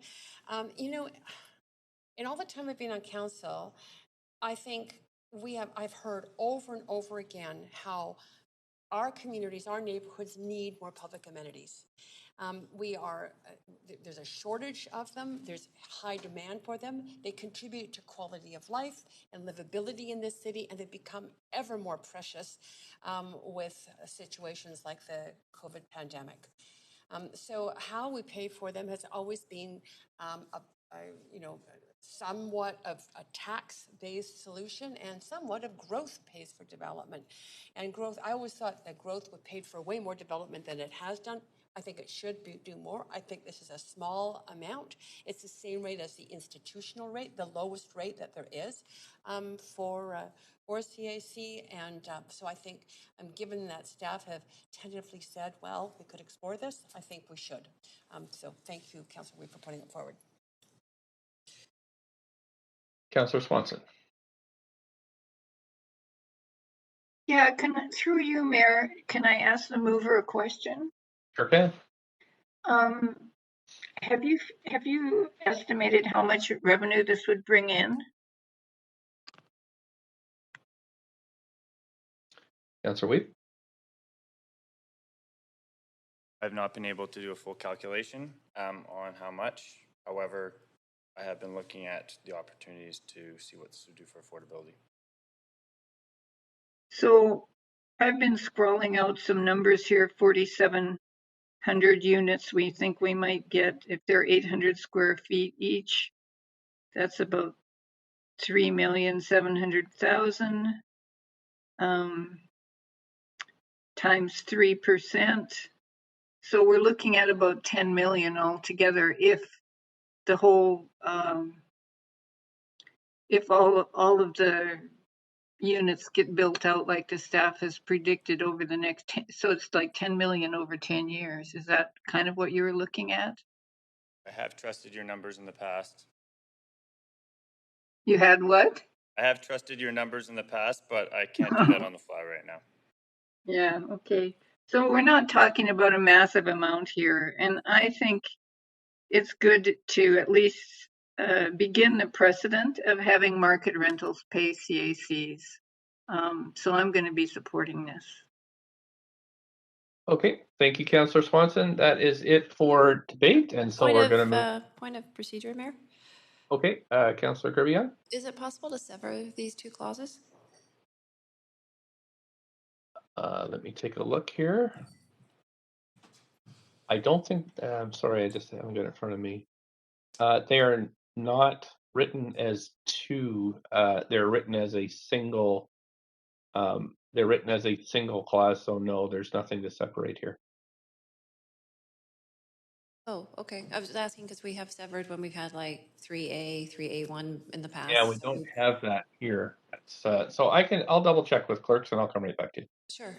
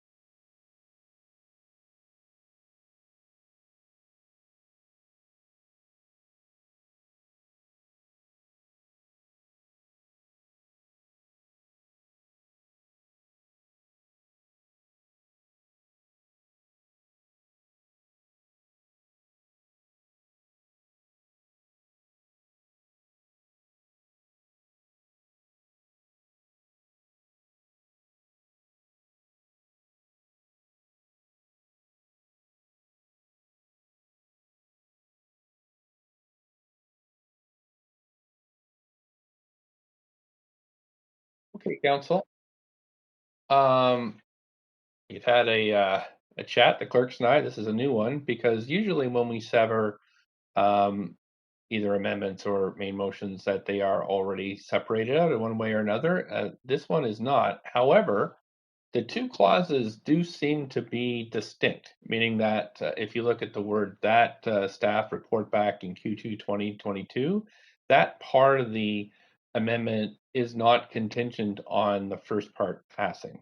So indeed, we can view them as distinct and split it into two votes. So um, that's one for the record books. And so what we'll do on the vote here is I will call the vote on the first clause first, which is the directing staff to apply a fixed rate community amenity contribution to rezoning applications.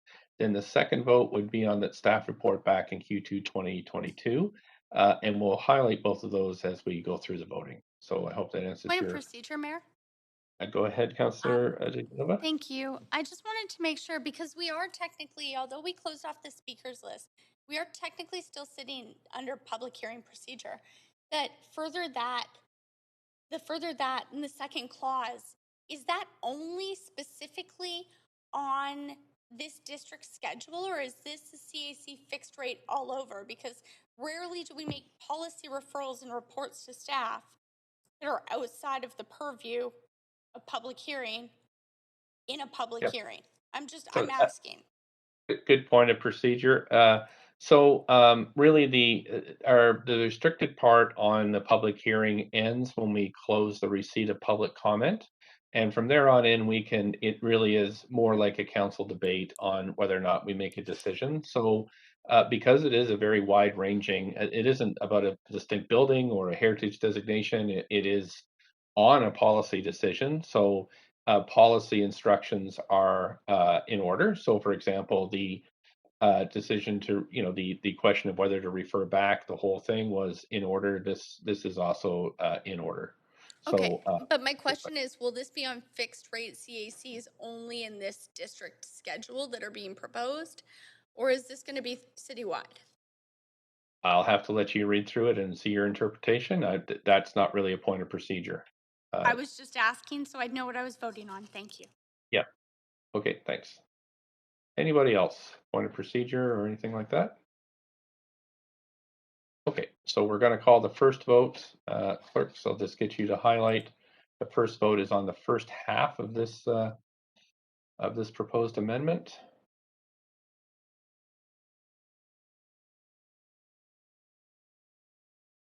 And the votes are in, and that has failed with Councillor Kirby, Young, Bly, Dominato, Boyle, Hardwick, Dejanova, and myself in opposition. And then we'll move to vote on the second part. Oops.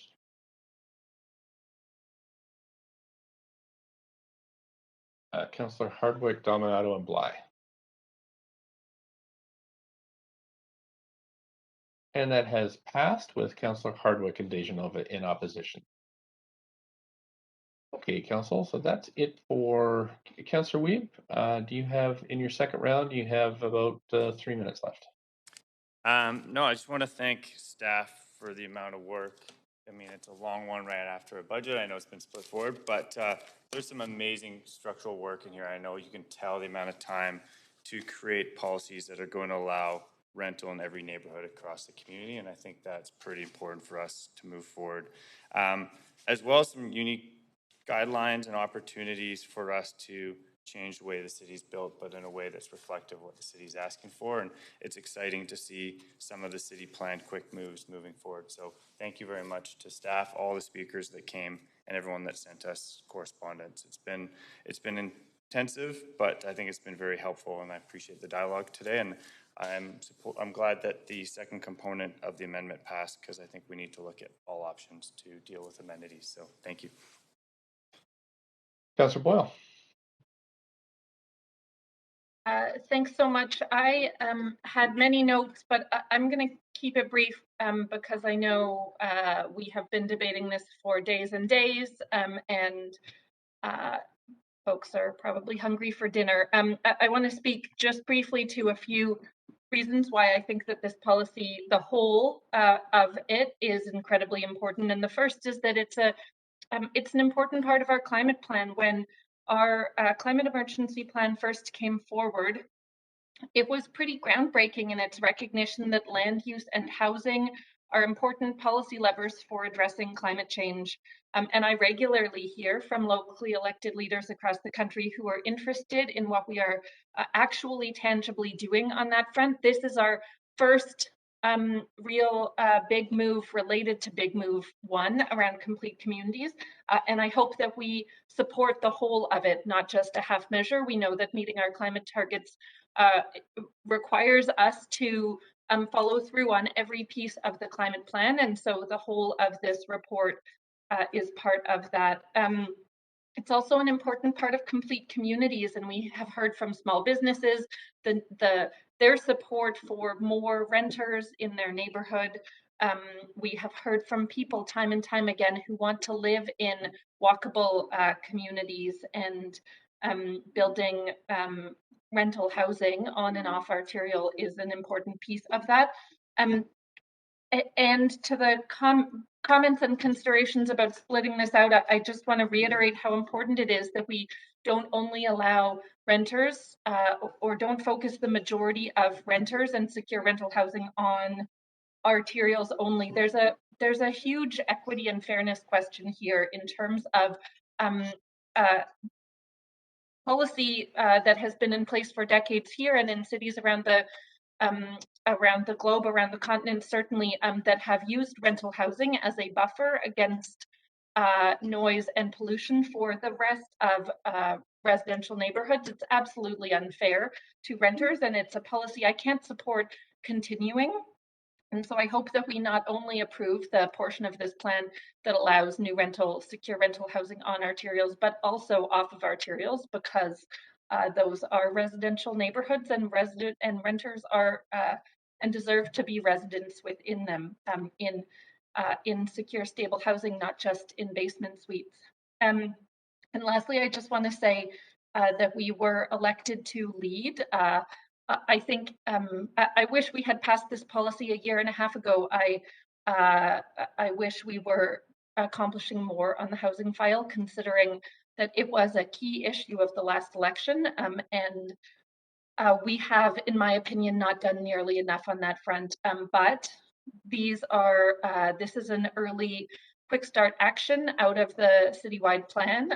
And I have a lot of concern that if this doesn't pass, the rest of the citywide plan will be in question. And quite frankly, I think people will have very valid questions about whether that citywide plan was worth doing at all, considering how little we have accomplished out of it so far. So I think this whole report is incredibly important. Staff have done a very thoughtful job. We have done an incredible amount of consultation on it, and I hope that this evening we pass the whole report, and I look forward to moving forward with more moves in this direction to build, to legalize rental in every neighborhood.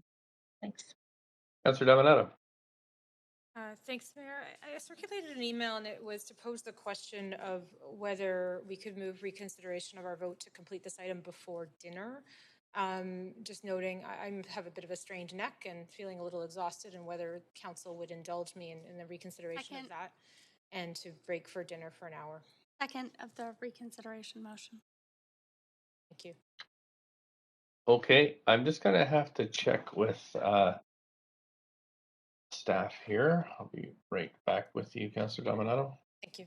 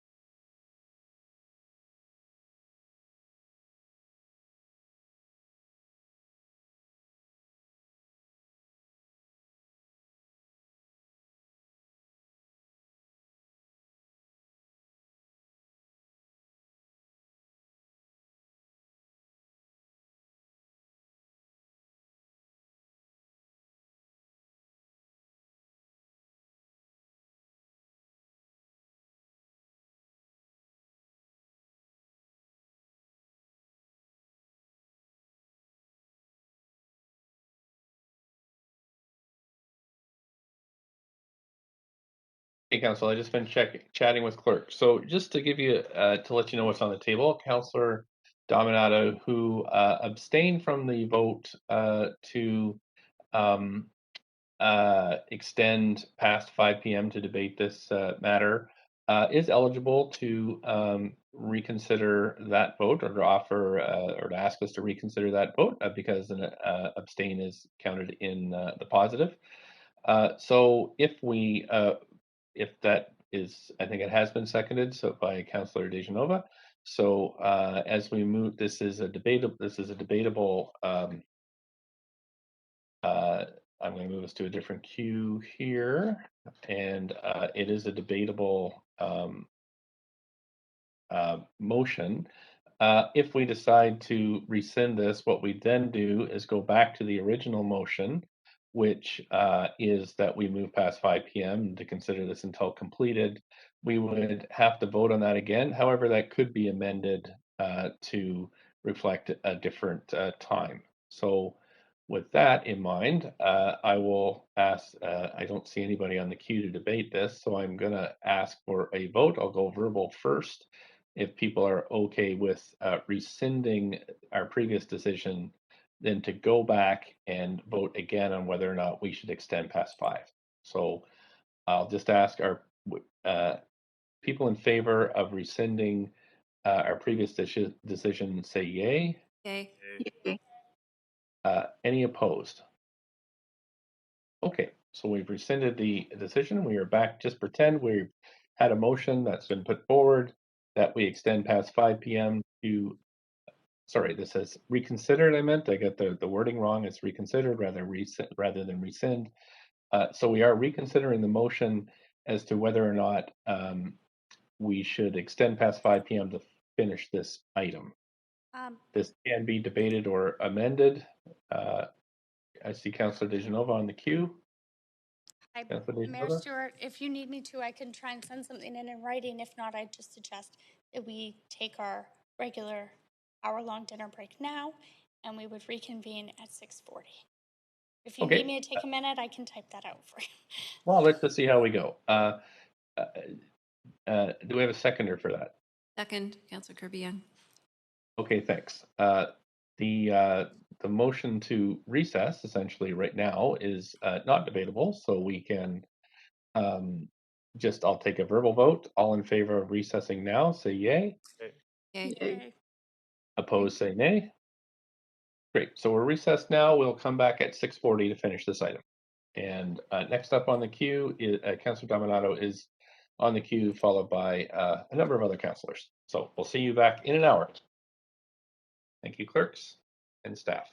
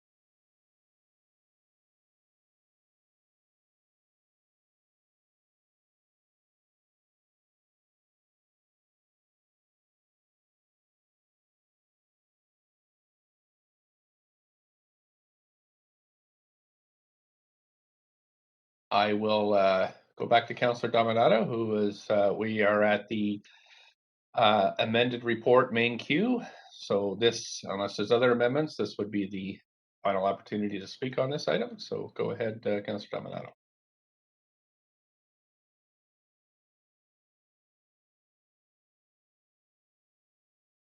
My mic on, thank you. I'm going to come back on to make closing comments. So thank you. Councillor Carr, you have 3 minutes. Great, thank you. Sorry.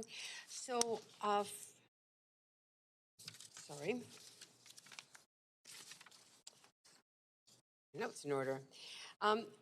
These are concluding comments. So I wanted to start by thanking all the people who came to speak to this and who wrote into us and really, had a wide range of very thoughtful responses. I know that feelings were high on various sides around it, but I always really appreciate that public input and thank staff for the incredible work that you've done on this.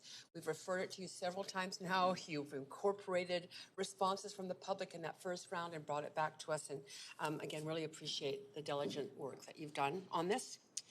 Some of the speakers and those who emailed us said they really want us to, refer it again to the Vancouver plan. And I just want to reiterate, I said it at the beginning of this meeting in response to a motion by Councillor Hardwick to refer again, and that we have referred this twice, and it has come back to us, and it is time for us to make a decision. I noted the extensive degree of consultation that we had around it. The citywide mail-out, 3,300 responses, confirming 72% want more rental housing in more neighborhoods to complete the neighborhoods, to make complete resilient neighborhoods. We are in a housing affordability crisis in this city, and I think we all really need to recognize that. 53% of the people of Vancouver are renters. The median income, I just learned from Edna Choi's response to my question, it's now only median income is now $47,000. That's going down in this city, creating an even greater crisis. As of 2019, 45% of renters are under the age of 34. We need to be thinking about how we are going to supply housing to those people. People want complete livable neighborhoods. I think keeping the heights down serves that purpose to a great extent. On the arterials to 6 stories, off the arterials to 4 stories. They are wood frame at that, so it's meeting some climate objectives as well. There will be no public hearings in the C2 zones only, where the condos currently don't require rezonings, but the public hearings will be required in the residential zones. And we have seen council alter conditions of approval if it's not meeting the needs of the local next door neighbors. I take note that the RT zones, R7, RT7 and 8 are excluded. That's where the character homes are most concentrated. I am happy about that exclusion. Just at 5 minutes. Yep. So again, thank you. I think that this is moving us in the right direction, solving a crisis. Thank you. Councillor Dejanova, can you take over for chair while I say a few closing comments? Go ahead, Mayor Stewart. Thank you very much. Start your timer. Great. Okay, thanks. Council, this is a watershed moment for us. This city is hurting. The number one issue on everybody's minds next to COVID is housing, and has been for years.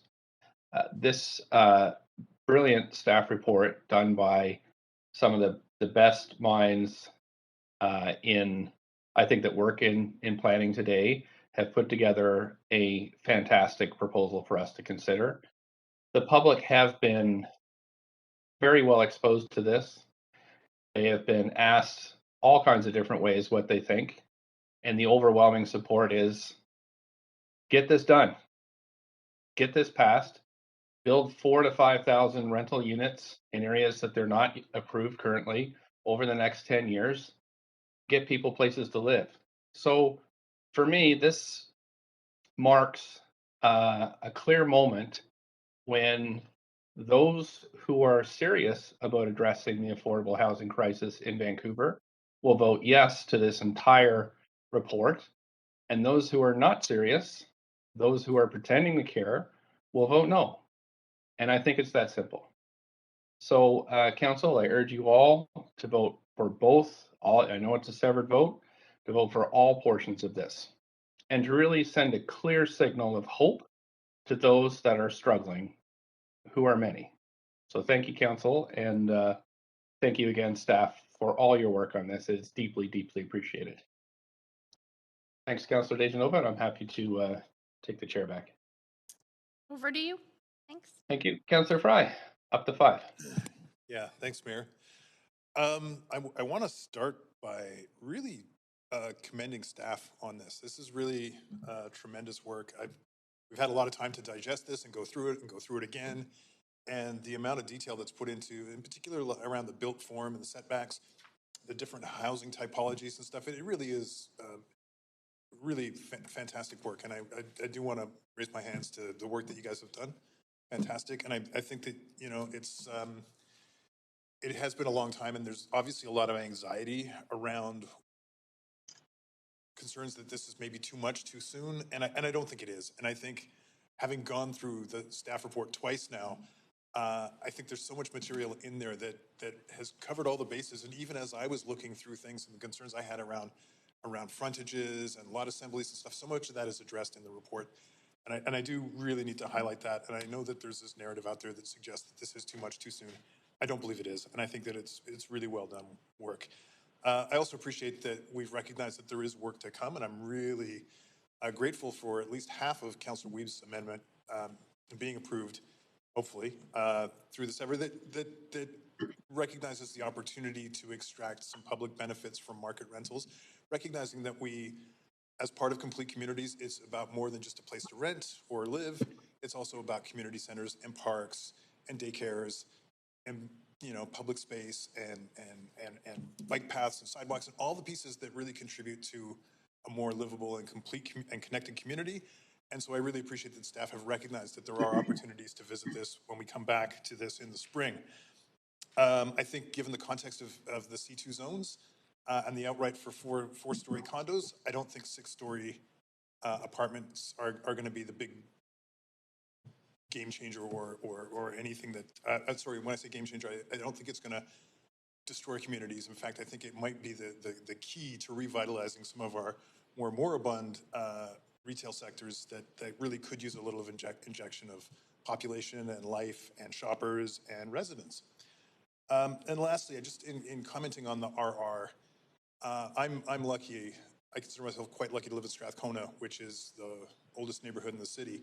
And we have a pretty robust mix of housing, typologies and vernacular. On my block, I've got 2 apartment buildings at 4 stories, one of which is an SRO. It's a fantastic block. I couldn't think of a better block to live on, actually.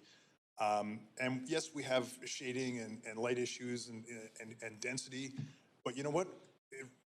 You live with it, and I still have a nice garden where things grow, still get sunlight. Maybe I don't get like the late afternoon sunlight because I only get the daytime sunlight, but it's fine. We have great parks. We have great amenities around us that are supported in turn. So I think that the RR is a really sensitive and sensible approach, and I'm also supporting that. And I think that I love having a robust community with lots of neighbors and people who actually have. I think what makes a neighborhood great is the security of tenure. And what we often see is right now, security of tenure is defined by owning your home. And I think offering opportunities to have more rental homes in communities is really about building more resilient neighborhoods because we're giving people security of tenure. They can stay in neighborhoods. They don't have to worry about necessarily being rent evicted from a place that gets turned over with new ownership or what have you, because there is that purpose-built rental. So I think all in all, this is a really solid report. And again, thanks staff for all the work that's gone into it. I'll be supporting all the clauses in it. Thanks. Thank you. Councillor Swanson. Yeah, I'd like to start by thanking all the folks that called in and came in to speak, and also thanking the staff who answered at least most of my questions and actually converted me. At first I was going to say I I was leaning towards not supporting this. It's true that these recommendations won't solve our housing crisis. Most of the new rental will be for the richest 30% of renters. It won't bring us complete communities because the folks who work at Starbucks and the child cares and the grocery stores, they still won't be able to afford the majority of these rentals if they're private market rentals. But it is good to open up the single family ownership areas to renters, and that is a pretty big deal. And I really like the idea of the city acquiring land in some of these zones to use for nonprofit, supportive, or even modular housing. Then we could get some complete communities where workers could afford to live near where they work. So that's hopefully a next step. We need to do lots of other things too, besides allow more rentals in these areas. Working with the nonprofits, buying land, lobbying senior governments for the funds for the non-market and co-op housing, better tenant protection. In the meantime, these recommendations aren't going to force anyone to sell. They won't ruin any neighborhoods. I was just driving around in Mount Pleasant today and noticing that there was lots of single family homes and lots of apartments all mixed up together, lots of nice trees, lots of shade, and it was a very neighborly feel. It's the people that make the neighborhoods, not the building forms, and I think we should go for this and work on the other things we need to make the housing really affordable. That's it for me. Thank you, Councillor Swanson. Councillor Hardwick. So what happens when a piece of property is rezoned? Well, on July 1st, BC Assessment reviews that property and analyzes it highest and best use, which is defined as the most probable use of a property that would return the highest value. So whether that property is actually developed or not, it just matters that it could be, and the speculative value is there. So the simple answer is that the value of the property is inflated through the act of the rezoning, and the question then becomes how much? Is it by 10% incrementally, or is it by tenfold exponentially? And the key point is that the rezoning affects the land inflation by definition. What happens when we do large amounts of rezoning? Well, what we saw happen in the city between 2010 and 2020 was that the land and the air above it, because of our zoning, more than doubled, 2.5 times in 9 years. And that's an outrageous increase in land inflation. And that is at the root of the affordability problem. So what does streamlining rental policy do? Well, by definition, it will add to land inflation. It will make housing more expensive and less affordable. So it is a non-solution to the affordability problem. So if we genuinely want to find solutions for affordability crisis, we need to press pause on precipitous inflationary rezoning and focus on building within our existing zoning. And yes, we need to figure out how to speed up the approvals process and reduce permitting costs in order to foster the kind of the housing that we need over the ensuing decades. So this proposal is a bad idea for the following reasons. First, it represents a massive upzone across the city without a corresponding amenity contribution commensurate to the neighborhoods. It's effectively giving away density for free. Second, in delivering these major windfalls to existing landowners and speculators, the city would undercut its own bargaining position in terms of future CAC collection, since the upzone would result in higher land prices. The future cap projects would be lower.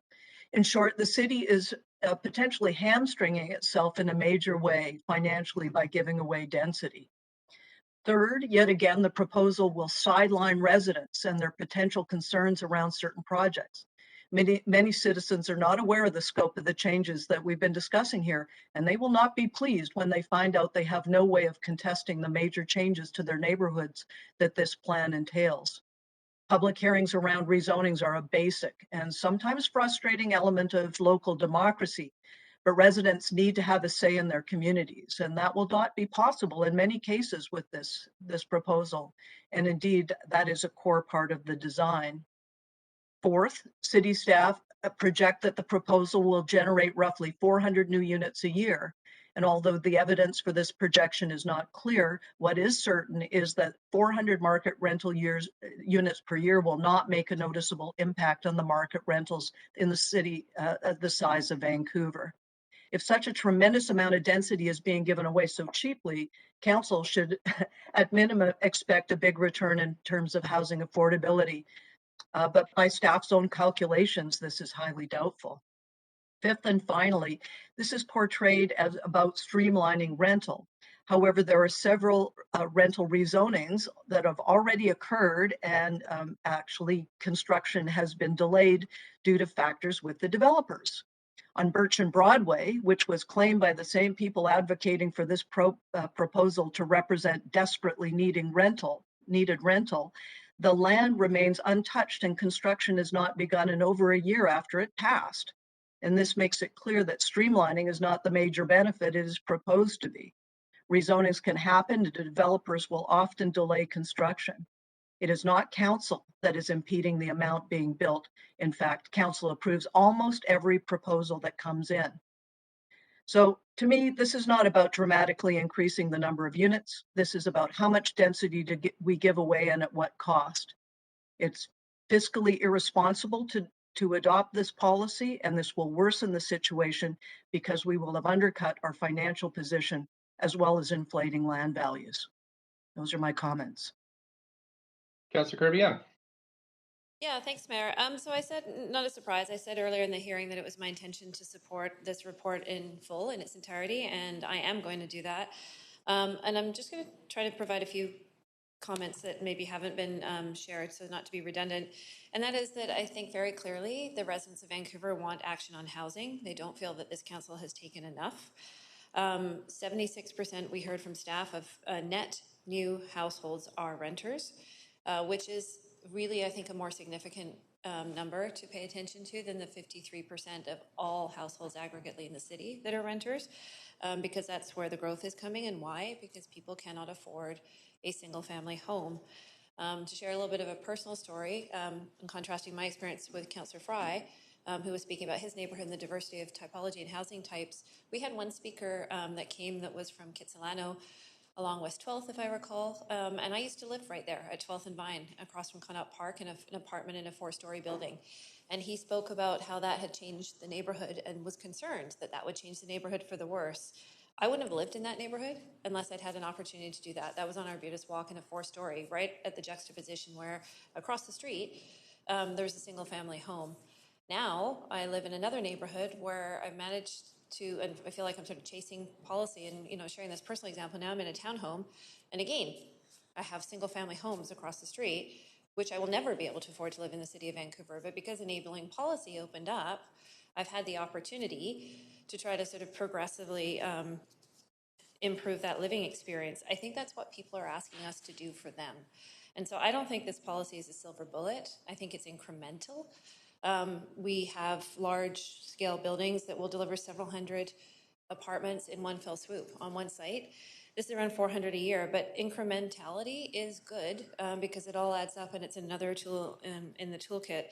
I do think, and in taking some words from staff here, because I thought the closing comments that staff made were very good, around the principles of balance and equity. And I see that reflected here in the report that identified the 3 different types of streets: the arterials, the shopping streets, and the local streets.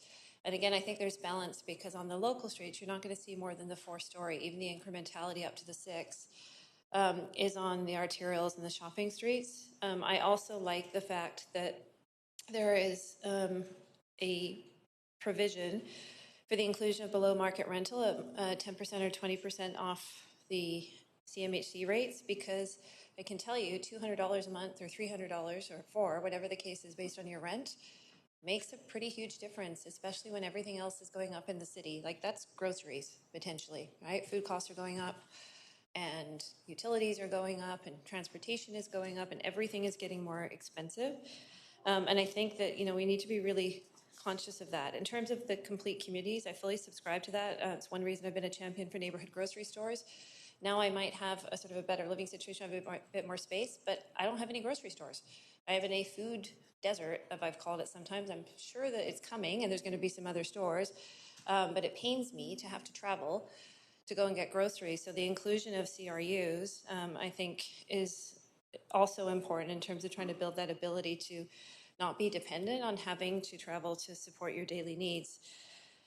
So I think those are some comments. I really think that the Vancouver plan is actually going to be a really pivotal decision, more so than this for this council, because it's a much more fulsome piece of work. And I think that a lot of the missing middle typology is going to be included in that. And I think that's going to be a big test for this council, notwithstanding that we've been governing through a pandemic, and that has been rescoped.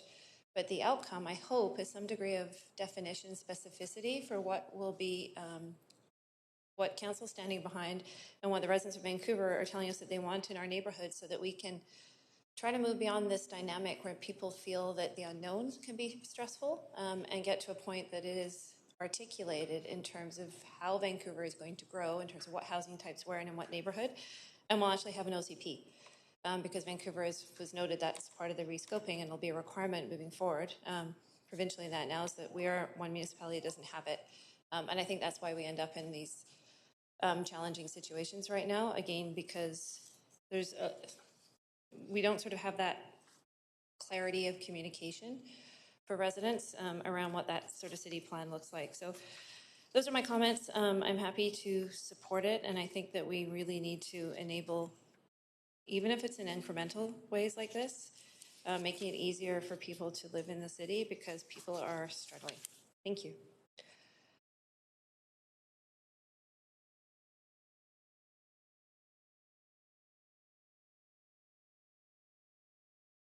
Mayor, do you want me to go ahead? Mayor, it's the clerk. You're on mute. On mute.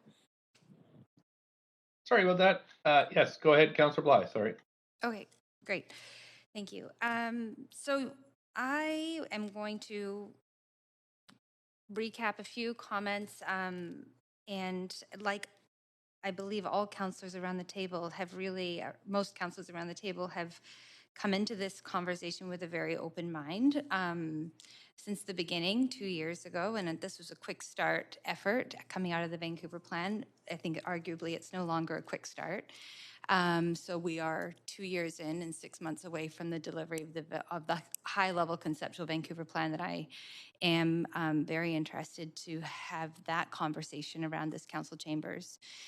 But I did support referring back to staff because there were many concerns in that first iteration, particularly around the 150 feet and areas that currently provide a lot of affordable rental for families that are also very close to parks and schools and very dense neighborhoods.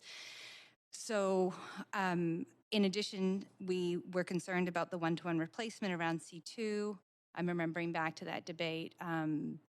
Existing affordable rental that particularly we know that seniors live in certain parts of the area of the city. So I think what came forward initially was a lack of sort of specificity or nuance to the conditions depending on the community neighborhood across the city that the policy was attempting to sort of capture. And that's by no fault of staff or anybody. It was just the first iteration. And so what I see before us now, that I have carefully considered what those initial concerns were, and in some areas remain, but they're far less than what we have to be responsible for as a council in terms of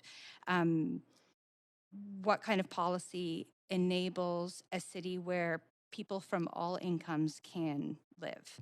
And I think that is the growing argument for opening up our minds and the debate around what kind of housing policy we do enable as a council. I moved an amendment to vote separately on the components of this report, because one of the, I think, limitations of how we've deliberated on this report is that it came together as one in terms of C2 and the RR zones. And people came to speak to council and were typically, in my interpretation of their comments, speaking to simply just the C2 or to the RSRT zones. And so there was definitely limitation in how to fold their comments into one report that had one vote that was completely tied together. Anybody that knows me knows that I'm not somebody who makes decisions from an ideological place. And so I wanted to be sure that throughout this deliberation, which is now many, many, many hours in a day and a month since we finished hearing from speakers, wanted to be sure that I could remain open-minded and really listen to the responses that staff provided and all of the questions that were asked, myself included. And so I believe that that's happened in this conversation. You know, some of the arguments that we have heard, and I think of, you know, the mayor's comments around this is going to deliver 4,000 units, and if we only vote on half of it, then that's only 2,000. I don't think that's consistent with what we've heard from staff.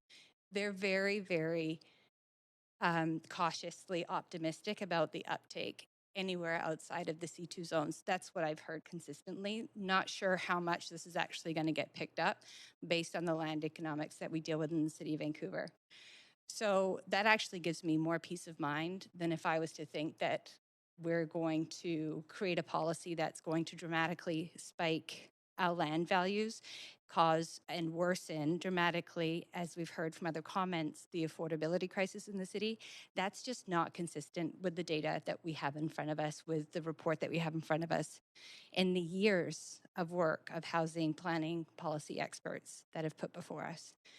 So we hear about schools being empty. We hear about businesses wanting more people. When I talk to small business owners that live in these standalone homes in these areas, they want more housing for their employees. So despite there being a number of reasons to cautiously move forward, which I think this council has done, the argument to support it outweighs an argument to not support it. And so I will be voting in favor of the C2 and the RR, the report in its entirety. Councillor Dominato? Thanks, Mayor, and thank you for council for indulging the dinner break. It's very much appreciated. I'll start with a few comments around what I've struggled with in terms of the policy framework, and a great thanks to our staff, like my colleagues have echoed. I know a ton of work has gone into this and further consultation, but one of the pieces that continues to stand out for me as we deliberate on changes around land use and housing and zoning is the gaps in terms of people feeling that they know what's going on and taking place and what is coming forward. And so one of my concerns has been around consultation and engagement, and I don't think it has anything to do with the staff. The staff have clearly indicated that they've followed the standard process and procedures. What I think is and I've had this conversation in our council briefings around the opportunity to maybe lever the tools we already have differently. So we have access to email contacts through a whole range of departments in the city to reach out to people more directly than they're sort of voluntarily being part of our survey systems. And that's something that I hope can be looked at going forward, because I feel we're constantly battling this sort of lack of awareness. People don't seem to know that things are coming to council for deliberation. They don't know that something is taking place in their neighborhood or something is going to change. And so I'm really hopeful that there's going to be a look at how we can use our existing infrastructure and systems differently to engage the public and to make them aware of what's coming forward. So, I think what it ultimately does is it helps build that buy-in and build the trust and confidence that we want going forward with public policy. The second, I guess, challenge or concern that I had was, and it was rooted in my questions about the built form and topology, is particularly on the local streets, is when I saw the framework that said you'll see potentially, stacked homes, row homes, townhomes, multiplexes, and then 4-story apartment buildings. And then I started asking about the viability of those coming forward, and what I heard very clearly was 4-story apartment is probably most viable, the others are not. And where my concern lies was around what I heard from families when I was out door knocking and campaigning, and that they wanted to see more of that missing middle housing, and that included row homes, townhomes, multiplexes, and included shared space, and that has been a challenge to find that. And I was chuckling to myself because the other day, I think most of council received Michael Geller's Christmas greetings, which is the 12 days of Christmas, and it's all of his housing topology forms and things that we can do in the city. And it excites me, and I know staff have addressed this question, is that there is more to come through the Vancouver plan. And so I hold out a lot of hope that we're going to see that those missing middle components that I feel so strongly about come forward, and that this is part and parcel in that. So I just want to acknowledge that those were some of the considerations that stood out for me. And just to articulate it, there's been this misnomer at times that I heard it articulated, well, we don't have renters in RSRT zones. We may not have purpose-built rental as much in some of those areas, but we have renters, many of them living in our homes and living in our laneways, living in secondary suites, renting full homes or half. So, but I want to talk to some of the things that I do like about this policy framework. And one is that through the questions I've asked of staff, it's become very clear that this is enabling policy, an enabling policy for rental, and it will help us address that rental supply gap. And it has come up time and time again throughout our term that we have a very low vacancy rate. And so I'm supportive of that. I'm also supportive of that we are finally going to address the commercial areas where we already allow strata, but to the simplified process where we won't have to have a rezoning for up to 6-story rentals. And I think that's a great move forward, particularly as we have these nodes where we have commercial and we want to maximize that. I also think it will add an opportunity for revitalization of neighborhoods where I've heard from residents where they've reflected that at the end of the day, they're seeing that their neighborhoods have hollowed out, that they've become a bit of a ghost town. And so I think that added density and densification will help with that. And lastly, I will say that I think it's incumbent upon us to advance this work. It's incremental, but we need to make it a priority so that all individuals from all walks of life can live in our city. And so I will be supporting the report in whole. Thank you. Thank you. Consultation Nova, up to 5. Thanks so much. I will try and keep it brief, but I did want to thank staff and appreciate the many long hours that you've spent and how you articulated that you've heard from the speakers. And we heard from a number of different speakers, and I certainly appreciate anyone who spends time coming out to speak to us in person. And over the years, that meant sometimes up to 13 hours, 14 hours here at City Hall. But now the public can engage and speak with us on the phone. And I think that makes it easier for them, but only if they kind of know what's going on. So while I do appreciate that, staff followed the proper process, I do think that it's important that we try even harder now to reach out to people, to share with them that there are different ways to engage with us instead of hoping that they'll stumble upon a Facebook ad or that they'll go to our city website, because many are just too busy. I do think, though, that cautiously, and I'm careful when I think about this, because I do see the benefit here in creating new rental, and I don't need to speak about how much I support rental. I think my voting record shows that. And how much I support housing, the 13 motions on affordable homeownership just last term. I know staff kind of smile when I bring it up. I should probably count how many times that's come up. But, my concern sometimes is, what is this affecting? If we don't look at percentages by district schedules and by neighborhoods, what types of homes aren't being built? And what I'm talking about is when we look at duplexes, we look at a $1.3 million lot with an old tear-down home that is sold for $2.6 million for each side of the new duplex that's built on it. So essentially you get half the land for twice the price. And yes, you get a new home, but how is that really solving affordability, just doubling that out, when really now this is inflated land value? Like, it's inflated the assembly cost for someone who's building a 6-story rental. So I think instead of viewing this, in different compartments, what we need to do is look at this as we would all of the types of housing we need for the missing middle. And I was very impressed with the work that staff did bring back that touched on some of the the asks in one of the few motions that I remember kind of was referred to staff last term, and it was missing middle housing motion that former Councillor Bremner and myself put forward. But looking at how can we make sure that we're inclusive here, and maybe this moves forward. Maybe this includes townhomes or row homes with lock-off suites that have at-grade back entrances. I'd like to see that. I also am very cautious, though, about what this is going to do in pinching people in a way that they cannot afford to live in their home anymore if they're taxed at highest and best use. And that through the way that we look at our taxes and split assessment moving forward, if I find out that this is going to significantly change things, as it did, and I was looking for the appendix that Councillor Dominato read from, because it will change things for some people in a way that makes it unaffordable for them to be where they are. And when I think about this, I think about examples not specifically in these districts, but I think about little shops like Chocolate Mousse.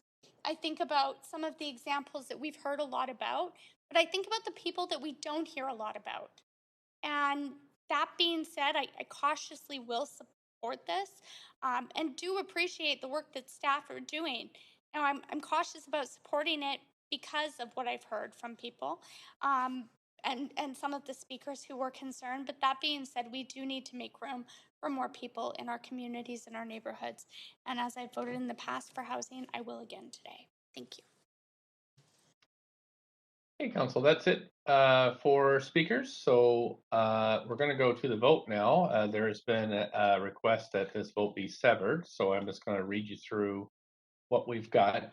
There will be 4 votes. The first vote is on this, pertains to the C2 changes. And the clerks will highlight this for you, but that will be A1, A2, C, and D. That is the first vote. And I'll read through the second votes as we go. So I'll call the vote on this first section, first letter.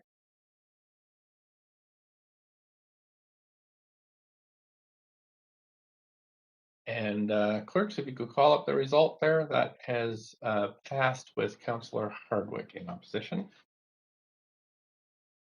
The second vote, Council, is on, this is on the RR, the new RR zones, and this is A3, B, and E. Clerks will highlight that for us. This is on the new RR zones.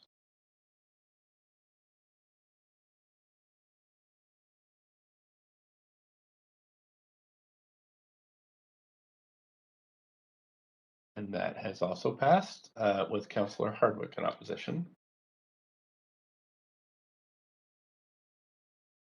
Okay, so we're on vote 3, which is the secured rental policy changes, section F.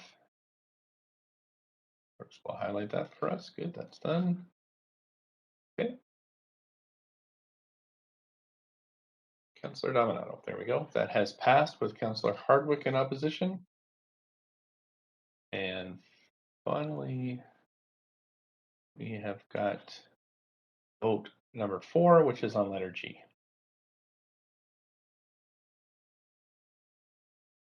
So clerks bring that up. There we go.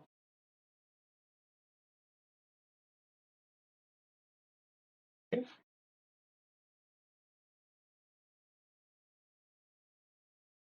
And that has passed with Councillor Hardwick in opposition.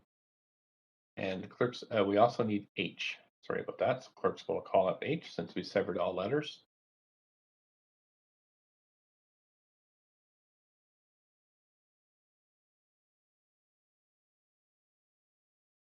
So clerks, thank you.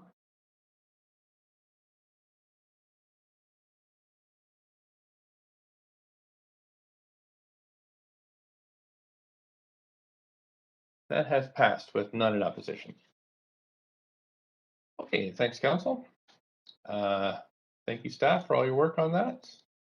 And I'm just going to get us all reset here.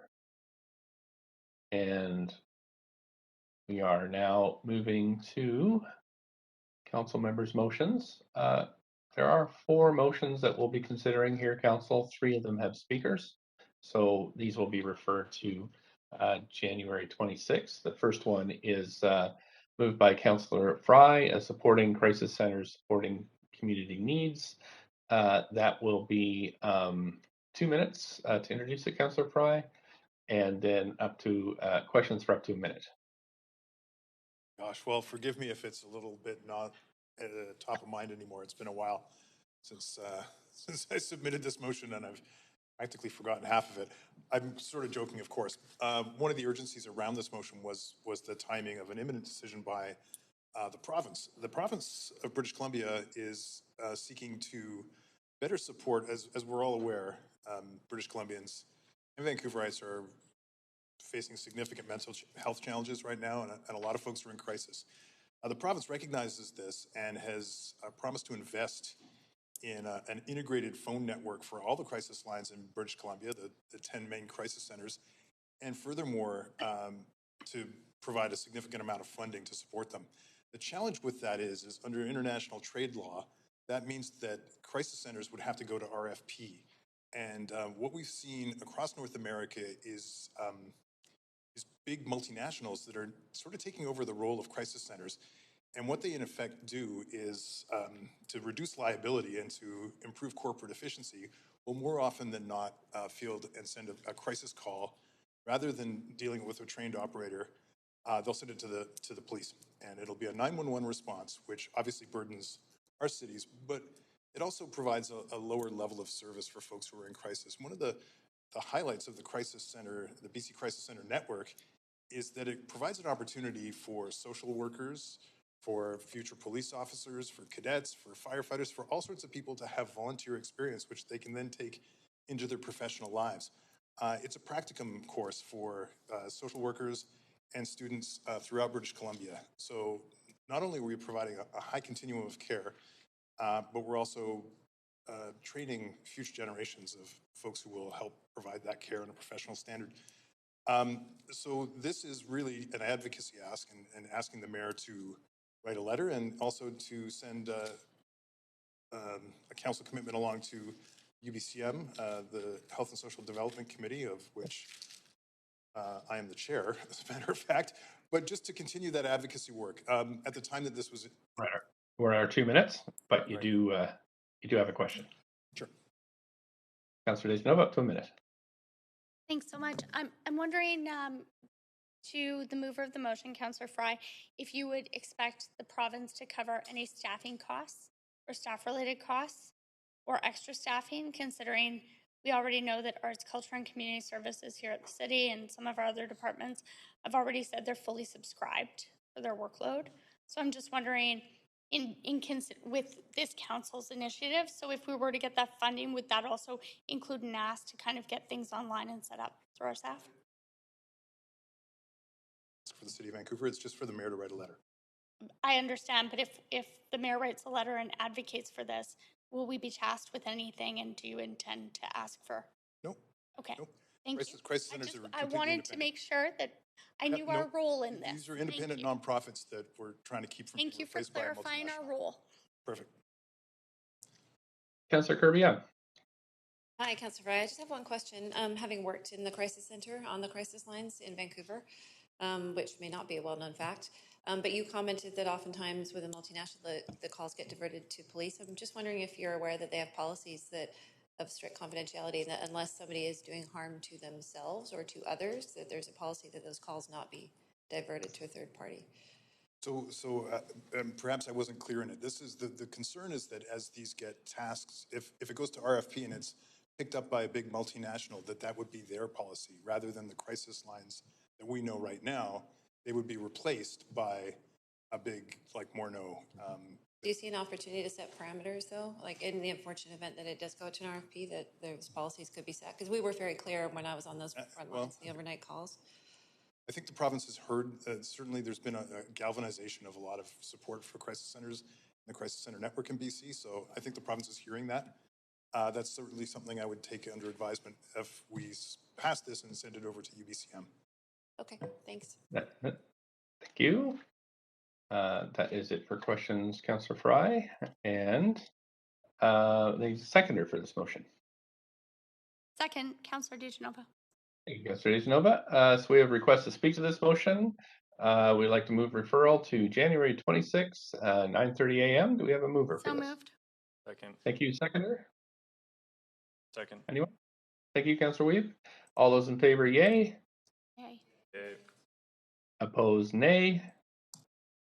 Okay, so that's referred to standing committee. Councillor DeGenova, the next item is mine. So if you'd be so kind to take over the chair, that would be great. Of course. You have 2 minutes to introduce your motion. Mayor Stewart, please go ahead. Thanks. Council, this is a simple motion to recommit to being a member of C40, which is a collection of mayors from around the world. Almost all of them are from larger cities. So you're talking to mayors from New York and Tokyo and Los Angeles. Vancouver was added because of our innovation status, because we do so many things here that are either different or in front of the curve. So again, have been approached to reconfirm our commitment. I'm really suggesting we do this. This body didn't really know about it until I became mayor. And then at the beginning of the pandemic, it became just an absolute go-to place. David Miller, who's the former mayor of Toronto, is the chair. He was convening meetings every week where we were discussing, not just discussing, really strategizing for COVID response, which was just so amazingly helpful because I just remember talking to the mayors from Italy who were digging mass graves because their hospitals were overfilled, and it did inform a lot of my push to declare the first state of emergency here in the city of Vancouver, and also to push to shut downtown during St. Patrick's Day. So I really hope that we need a motion for this. So I am hoping that you will support me in my call for this renewal. Thanks, Mayor Stewart. I see Councillor Dominato on for questions to Mayor Stewart. And just before she begins, I just wanted to remind Council that after this motion is seconded, there's no speakers signed up to speak. So we will move forward with debate and decision on this today. Go ahead, Councillor Dominato. Thank you, Chair. And just a question to you, Mayor, just in terms of membership, is this done on an annual basis? Can you just clarify that? It's not on an annual basis. I think it's every 3 years. I'd have to, again, it's been a while since I put this forward, but it does have to be renewed, and this will be part of it. I can't tell you, though, what the period is. I just know it's pending. Okay. And would you be able just to expand on how we get additional information in terms of the membership and how, in terms of how that translates into policy information for council? Yeah, absolutely. Mayors are sharing information through this. It is done through a Charterhouse rule system, so we can't report out on what individual mayors say, but they do help us inform overall decisions. So, for example, the declaration of the state of emergency here was informed by a lot of the information I was getting from other mayors who are doing the same thing, who are well ahead of us in infection rates in different cities. So that's that. And that's the minute, but you have to. Thank you. Questions that answers my questions. Thank you. From Councillor Fry. That minute goes fast. Yeah, thanks, Mayor. Do you foresee any specific funding opportunities that this may avail us?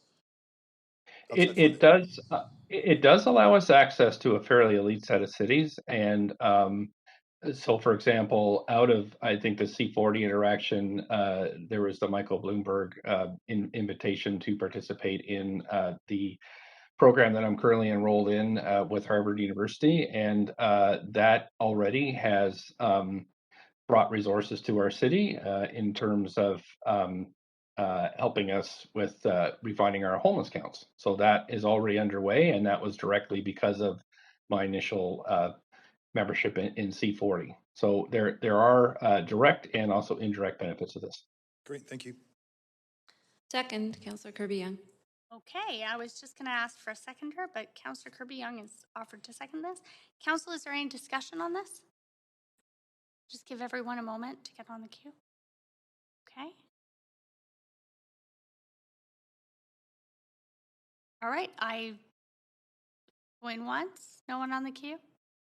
Sorry, I don't actually have control. I appreciate the clerks running this for me. Please let me know if someone comes on that I don't see. But then I'd like to ask the clerks to assist running the voting panel as I call a vote on this. And I'll ask the clerks to bring the vote up on screen when it's ready. And Chair, if I could have a vote assist in favor, please. Of course. Vote assist for Mayor Stewart in favor.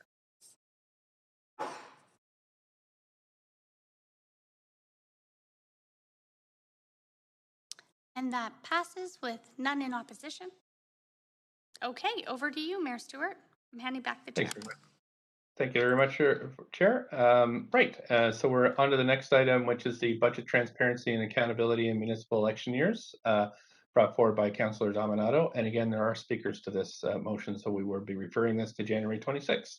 Over to you, Councillor Dominato, for up to 2. Thanks, Mayor. I am bringing this forward in the context. I know we've had quite a lengthy budget debate in the last week, but it stems from my ongoing concerns that when elected to council, we were elected mid-October, sworn in early November, and then the expectation that we would have time in those 4 to 6 weeks to review a budget and vote on it and have it passed by the end of December. And so what this motion attempts to do is to amend our existing policy so that it is very clear from a policy standpoint that in the year of a municipal election, an internal working budget will be developed by the end of that year, and the budget will be adopted by council in the year that it applies, and no later than April 30th, which is already in the charter as a time frame.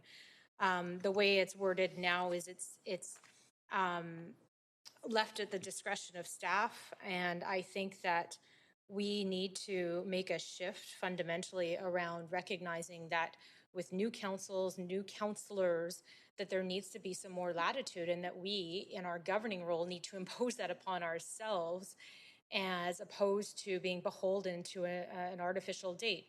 We can carry over contracts. There is latitude to carry over expenditures until such time that a budget is approved. So this applies again only to municipal election years. But I am really wanting to shift the culture around this because it certainly didn't exist when I was elected, and I think amongst everyone else here. There was an expectation that we had to get that budget approved by the end of December, and there was really no wiggle room. And I think that we need to take a different approach, and it's not for every council year, it's just for the election year. Thank you. Thanks. You have a question from Councillor Boyle. Yes, thanks, Chair. Thanks, Councillor Dominato. I'm just hoping to clarify because my understanding was this could happen already at the discretion of council. What this motion is suggesting change, that discretion of council actually be that the direction is to delay until the following spring rather than having it just be an option. Is that accurate? On an exception basis, you have me on mic? Yeah. Sorry, Mayor. Sorry, go ahead. We'll just pause your timer there. It states on an exception basis as determined by the Director of Finance, such as may occur in the year of a municipal election, internal working budget will be developed by December of that year, and a budget will be adopted by council no later than April 30th. That was not my experience in October of 2018 and of December of 2018. And so I think it's necessary to amend that language so it's very clear that the expectations for a new council from a governance standpoint is that you do have the purview to not approve it by the end of December. Okay, that's a minute. Up to a minute. Thanks so much. Councillor Dominato, I'm just wondering if you could clarify for new council members, would this be helpful to have these options laid out instead of perhaps don't want to assume, but please let me know. Please clarify. Are you thinking that the options would be laid out instead of this is why we're doing this and we've done it differently in the past? It's kind of like informing and giving a choice to future councils? Yes. Okay. And it also is exactly why I brought another motion earlier this year to enhance organizational governance and to clarify and develop a policy framework around the governing role and the management role and what that linkage looks like for council and for management. And so it ties into that as well. But yes, that is. Thank you. And I'm happy to second. Oh, I see Councillor Carr's on. I'll wait. Councillor Kerr. Yes, thanks, Councillor Dominato. I understand the reason behind this motion. Have you talked to staff about it, or did you talk to them before putting this forward? Yes. And what has been their response? I brought a motion previously, slightly different than this. I got a memo back that indicated one reference to a AAA credit rating and one reference to a finance authority, and it did not fulfill my expectations of the previous motion. So they've raised concerns, and those concerns just are in conflict with the intent of this motion? We disagree fundamentally. Okay, that's okay. Thank you. Second, Councillor DeGenova. Thanks very much. So this also too has speakers. So if we have a motion to move it to January 26th for debate decision or hearing from speakers. Move. Councillor DeGenova. Thank you. Seconder, please. Second. Thank you, Councillor Hardwick. All in favor, yay. Yay. Yay. Yay. Opposed, nay. Great, that has passed and it's moved along. Last one is the working collaboratively to become a restorative city. Councillor Weave, you have up to 2 minutes for this one. Well, this has been a working collaboratively approach and one that's been decolonized and one that I continue to learn every day from. And I'm going to give space to the speakers to talk more about what it would be like to be a restorative city here in Vancouver and what it would mean for community safety. So I'm going to give the space to the speakers and allow them to share how this has been a collaborative approach and how we can work together. Okay, thank you so much. I don't see any questions for you, so there are speakers to this as well. So could we have a seconder for this first? Anybody? Councillor Carr? Thank you, Councillor Carr. So we need somebody to move this to the January 26th meeting. Do we have a? Move referral. Councillor Thank you. DeGenova. Second. Thank you, Councillor Carr. All in favor, yay. Yay. Opposed, nay. Great, that has passed. Okay, Council, we're rounding the final bend here. We have a notice of council members' motions. So I'm going to on the queue here. Councillor Kirby-Yung, I've got you on the queue first. And again, it's just the title and the date you'd like it heard. Councillor Kirby-Yung, go ahead. Yeah, thanks, Mayor. I have a couple of notices of motion. The first one is entitled Ensuring the Health of E-Com and the Stable Delivery of Emergency Services for the Public and Residents. This is for the January 25th council meeting. My second notice of motion, I called last summer, June, July, and the clerks say they have it, but I just want to call it again to make sure I've covered my bases because this was because of the DBL moratorium. And just to make sure that it doesn't get lost and reiterate that this one was called also for January 25th, entitled Towards a Quieter and Emission-Free Landscape Maintenance Equipment Future in Vancouver. And then finally, the third notice of motion is titled Supporting Local Journalism and Its Impact on Civic Democracy, also submitted for the January 25th, 2022 council meeting. Thanks. Councillor Weeb. Yeah, I have two motions on notice. One's called the Year of the Salish Sea, and the second one is Peer Assisted Crisis Team Pilot. And what dates are these for? That's for January 25th, both of them. Thank you. Okay, great. And just a reminder to all councillors to send these into the clerks so they have them for the record. Councillor Swanson. Yeah, this one is submitted jointly by Councillor Boyle and I. It's for January 25th. It's called Advancing Efforts for an Age-Friendly City of Vancouver. Okay, thank you. And that's for the 25th as well? Yep. Okay, Councillor DeGenova. Well, I'd cross my fingers to try and hold off Mayor Stewart that these are two motions I had called notice on before, but didn't bring forward because our agendas were quite long. They're both for the January 25th, 2022 council meeting. The first is honoring the life and legacy of former Mayor Philip Owen. And the second is titled Remembering and Recognizing Contributions of Indigenous Veterans with a Dedicated Cenotaph. Okay, thank you so much. That's it, Council, for that section. So we're going to move on to new business now. So let's do it separately. New business first. So that's where you'd move forward any kind of urgent motions or anything like that.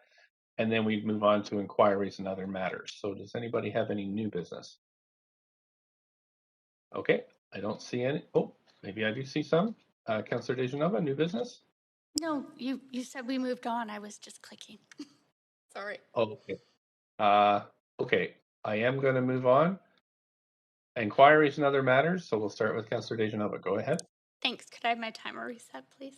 Oh, sorry. Yeah, go ahead. I do have an inquiry, and it's a follow-up on the public safety motion that I had moved forward that specifically asked for our staff and directed our staff to work with small businesses and specifically through the BIAs and hold a roundtable along with the Vancouver Police Department and specific ministries of the province. I want that treasure. That was not me, Mayor Stewart. I'm not quite sure what that was. But I just was hoping that perhaps, because I've received some inquiries from small businesses that they were expecting to see this come back on our council agenda. I was hoping that maybe the city manager could comment on when council would actually receive a report back. I understand that the intention was to have a memo and there be a public memo, but when council would actually hear back from staff on this, considering the date and timeline was December of this year. Thank you. City manager. Thanks, Councillor, for the question. So yeah, the roundtable did happen on December the 6th. Staff are currently preparing that memo, and our aim is to get it to you before the holiday break. And it will be a public memo, so it'll be able to be disclosed right away. Okay, thanks very much. Another inquiry that I have through a number of residents and understanding the important work that the overdose prevention site does on Seymour Street in Vancouver, but also understanding that myself and a number of other councillors or council members, I should say, including the mayor, I think received correspondence and or were tagged in social media posts specifically about how clean the street was during the filming of a Warner Brothers movie, but then after the filming of the Warner Brothers movie, the street was no longer up to the same state that it had been for that few weeks during filming. I was wondering if, considering this is a city-owned property that is being leased to a nonprofit, I've asked before generally, but would it be the responsibility of the nonprofit or the city to maintain street order and cleanliness? So thanks for the question, Councillor. We have provided information to Council on this in the past. Generally, the lessee has responsibility for the premises outside. Obviously, there's only so much they can do in that regard, and they're not responsible for the entire public realm, of course, just the immediate frontage. But happy to follow up again and provide some more detail on that. I don't know the circumstances of the film that you've spoken about or what arrangements were made in relation to that filming or whether there were permits issued for that filming or any of those types of details. We would have to look into that further. Okay, just a request that if you could look into that possibly further and provide council with a response as to who was responsible for cleaning during the time of the filming, that would be great. And also, did that disrupt the operations of the OPS considering the life-saving services that they offer?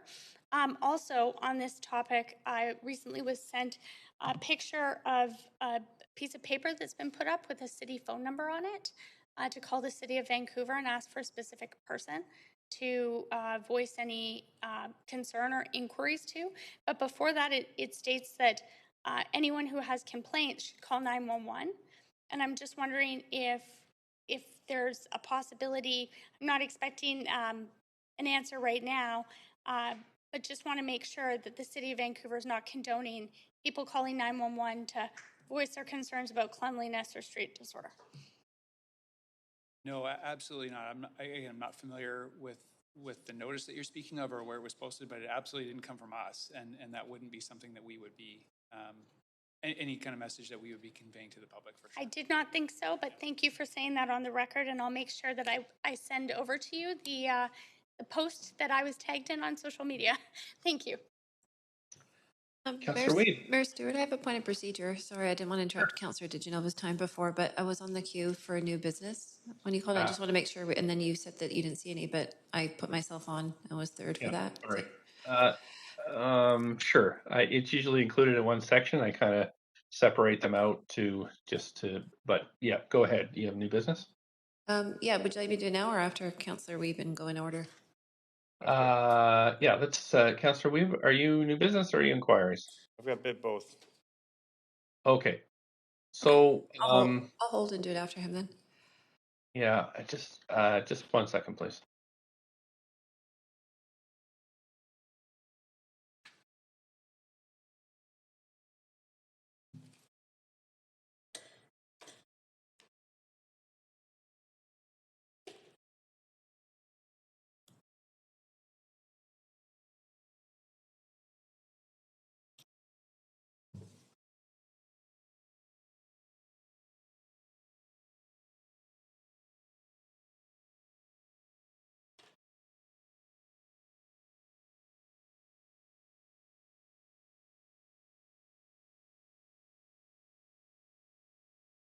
Okay, Council.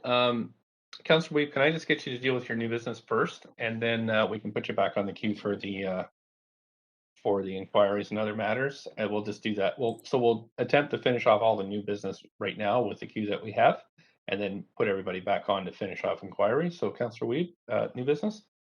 Yeah, I just want us to all take a sec, recognizing we had the passing of Justice Daniel, who was... And that would be inquiries and other matters. So, new business is kind of like a motion or a request for a leave of absence or something like that. Inquiries and other matters are exactly what you're doing right now. We'll let Kirby Young go ahead. Okay, great. Thanks. Councillor Kirby Young, new business. Yeah, thank you. I had sent into the clerks last week, it was an LOA for December 9th, which would now be retroactive and was advised due to our kind of holdovers and rescheduling council meetings that had to wait till today. It was for December 9th from 6 to 10 p.m. Okay. In the public hearing, so I wanted to move that retroactively now. Okay, do we have a seconder?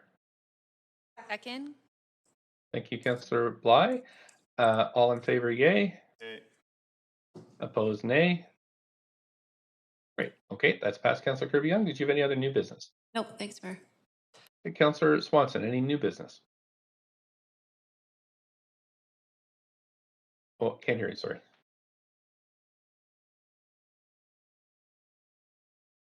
I have an inquiry.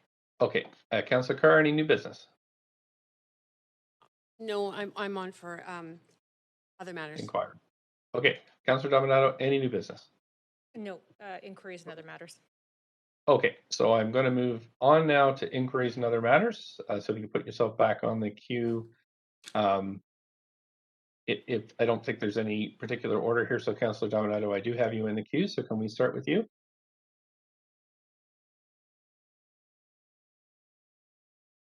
It's on the list anyways, so I'll happy to let others go first because I was last on the list. Okay, Councillor Swanson. Yeah, so TransLink is planning to cut the frequency on 19 bus routes serving Vancouver in January. This is not a way to encourage transit use. So if you use the McDonald, the Main, the Robson, the Davie, Fraser, the Boundary to UBC, the Granville, the Hastings, UBC, 29th Avenue, Oak, Metrotown to Stanley Park, Knight, Main Street, Brentwood to UBC, Metrotown to UBC, the R2, the R4, the R5, and the 99, you're going to have to wait longer.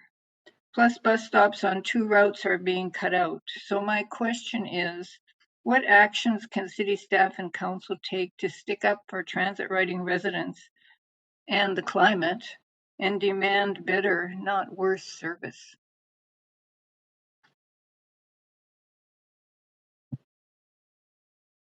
City Manager? Sorry, are you asking for a response to Councillor Swanson, or are you? Yes. Okay. Thanks, Councillor Swanson. So, of course, Council can pass motions to advocate to TransLink. With respect to staff, yeah, we are aware of the service reductions. That is something that we don't have jurisdiction over, but our staff are always in contact with TransLink. We're happy to convey messages from Council back to TransLink and to continue to provide information if there's any follow-up regarding those changes. I would note that TransLink is facing a historic funding shortfall associated with COVID. So that's part of the context here. But if there's additional information that Council is seeking regarding those changes or the rationale for them, we're certainly happy to follow up with our colleagues at TransLink. So should we be advocating to senior governments for more funding? Is that where the issue is? That's certainly, I think, a big part of the solution, and is there is a significant amount of advocacy right now going on. Certainly, I can speak from at the staff level around transit across Canada. So Vancouver's in the same situation as every other major city around our transit infrastructure, our transit networks, and the revenue shortfalls associated with fares. So that is going on. Again, those are issues that Council may want to take up and pursue further. Again, happy to follow up with more information on what we're doing on that front, if that would be of assistance to Council. That would be great. I'd love to hear what you're doing. Councillor Swanson, I can just add, this is an issue that has gripped TransLink, the funding losses, and a lot of debate around the kind of changes in bus patterns.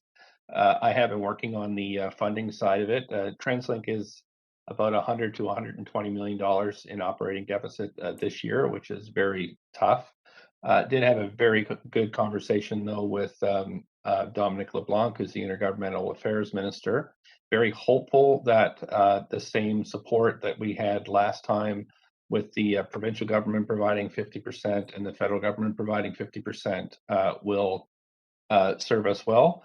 On the call was also my colleagues from Toronto, Montreal, Edmonton. All cities are facing, with major transit systems, are facing this shortfall. So right now, that's what we're working on in terms of just keeping things. We're at 100% service levels at the moment, but really are scared of reducing those levels if the COVID conditions continue. So just a brief update there for you, but happy to talk to you more about it.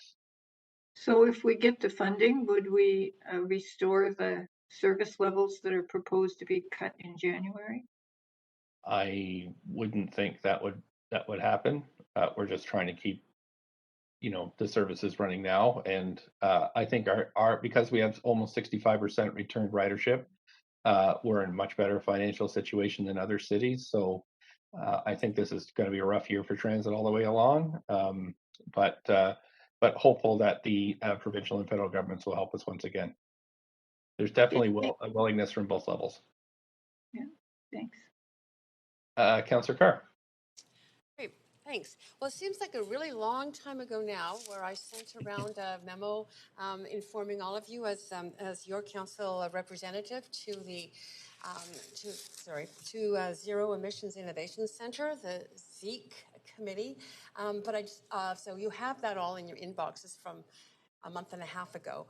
But just to give you a little bit of an update on that, there is a great new board that is in place. Melina Schofield, former employee of the City of Vancouver, is now being hired as the executive director. She's, I think, well known, received awards for the Rain City strategy.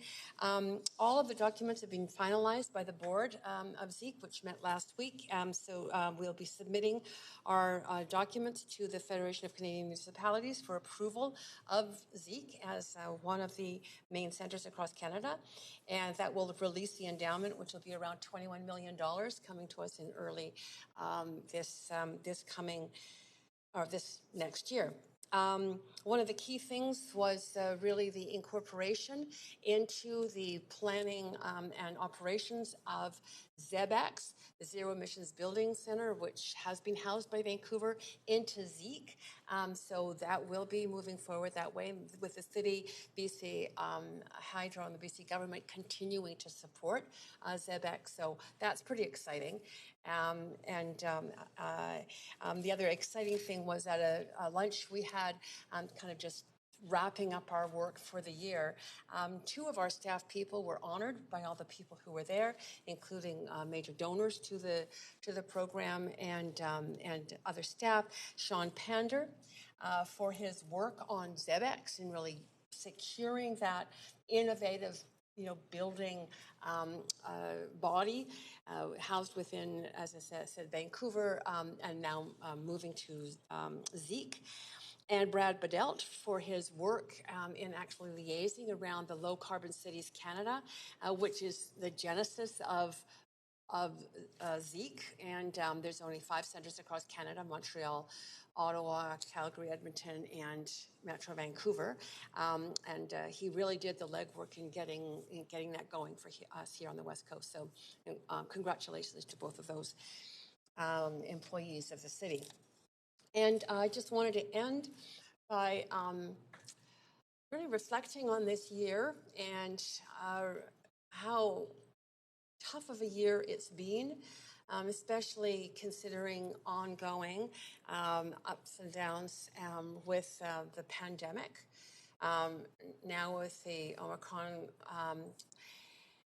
it's, I think, scary for a lot of people, and what the future might hold in terms of our businesses and people and their work. On top of which we had, of course, the heat dome and the loss of 99 people in Vancouver. So it's been a tough year, and I just want to sort of thank everybody who has taken the time to boost each other and support each other, and just to provide that kind of sustained support for each other over this year.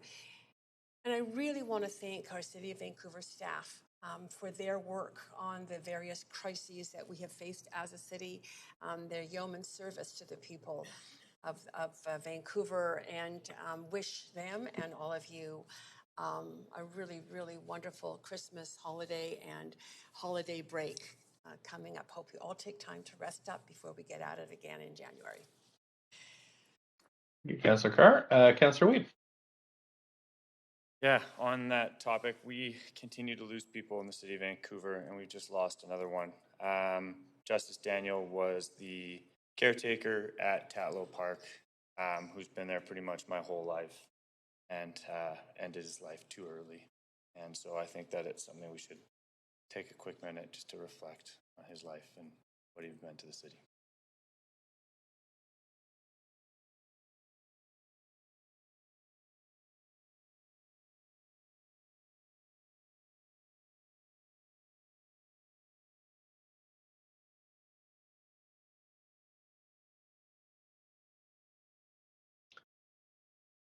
Thank you, Councillor Weed. Thank you. And I've got 2 other questions.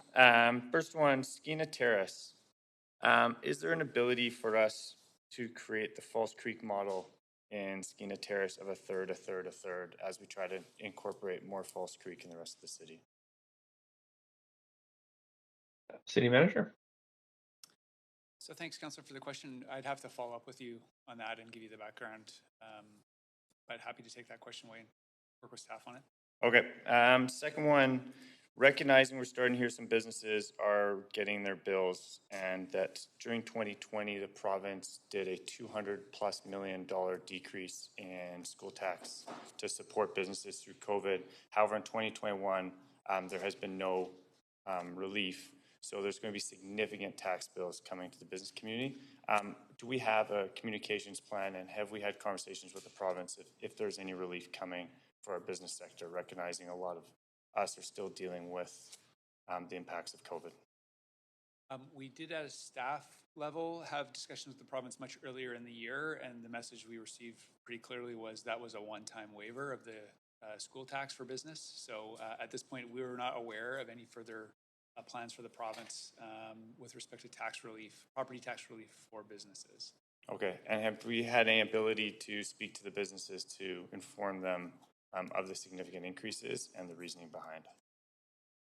We don't generally speak to the provincial taxes. That's not our role. We would let the province speak to that generally. Okay, thank you very much. That's all my questions, Mayor. Thank you. Councillor Dominato. Thank you, Mayor. And I just wanted to reflect some thanks to the residents and the businesses who've been reaching out to us throughout the course of the year to acknowledge that they reach out on a real variety of issues, some of them related to subjects like today with the streamlining rental, but in many cases on just day-to-day matters that they're observing in their neighborhoods and their communities. And through whether it be phone calls or correspondence, I find that in the vast majority of cases, people are reaching out because they're really trying to be good citizens and they're trying to make our city better. And I want to show some appreciation for that. And I also, like Councillor Carr, also want to say thanks and acknowledgement to our staff, to all of our clerks who have been running these very lengthy meetings, but also to all of the policy staff and frontline staff who've been keeping things moving in the city, but also in terms of all of the work that comes to us in terms of reports and recommendations, and to wish everyone a very happy holiday and hopefully a restful break. So thank you. Thanks, Councillor Dominato. Thank you, Council. Just before we move to adjournment, I just wanted to thank everybody in the organization, the staff, the clerk staff, the planning staff, everybody that's involved in the council work, the entire organization, all the boards and bodies that we support. You, Council, for the long hours you put in that are often very stressful and underappreciated. I really do thank you for all the work that you're doing. To the residents of the city who have all pulled together through very trying times to make us one of the safest cities in the world when it comes to battling COVID. And really want to wish everybody a Merry Christmas and a Happy New Year, and to echo Councillor Dominato and Councillor Carr, I wish everybody a restful time off. So thanks, everybody. And Councillor Hardwick, would you like to do the honors? Motion to adjourn. Okay, thank you, Councillor Deschanova. All in favor, yay. Yay. Yay. Opposed, nay. Great, we are adjourned. Thanks. Anything, clerk? Otherwise, we're back on January 25th, I think. That's all, Mayor. Great. Thank you, everybody. Have a great night. January 18th for the public hearing. Yes. January 18th for Sorry. public hearing. Okay, No thank you. retroactive leaves of absence. Thanks, staff. Bye-bye.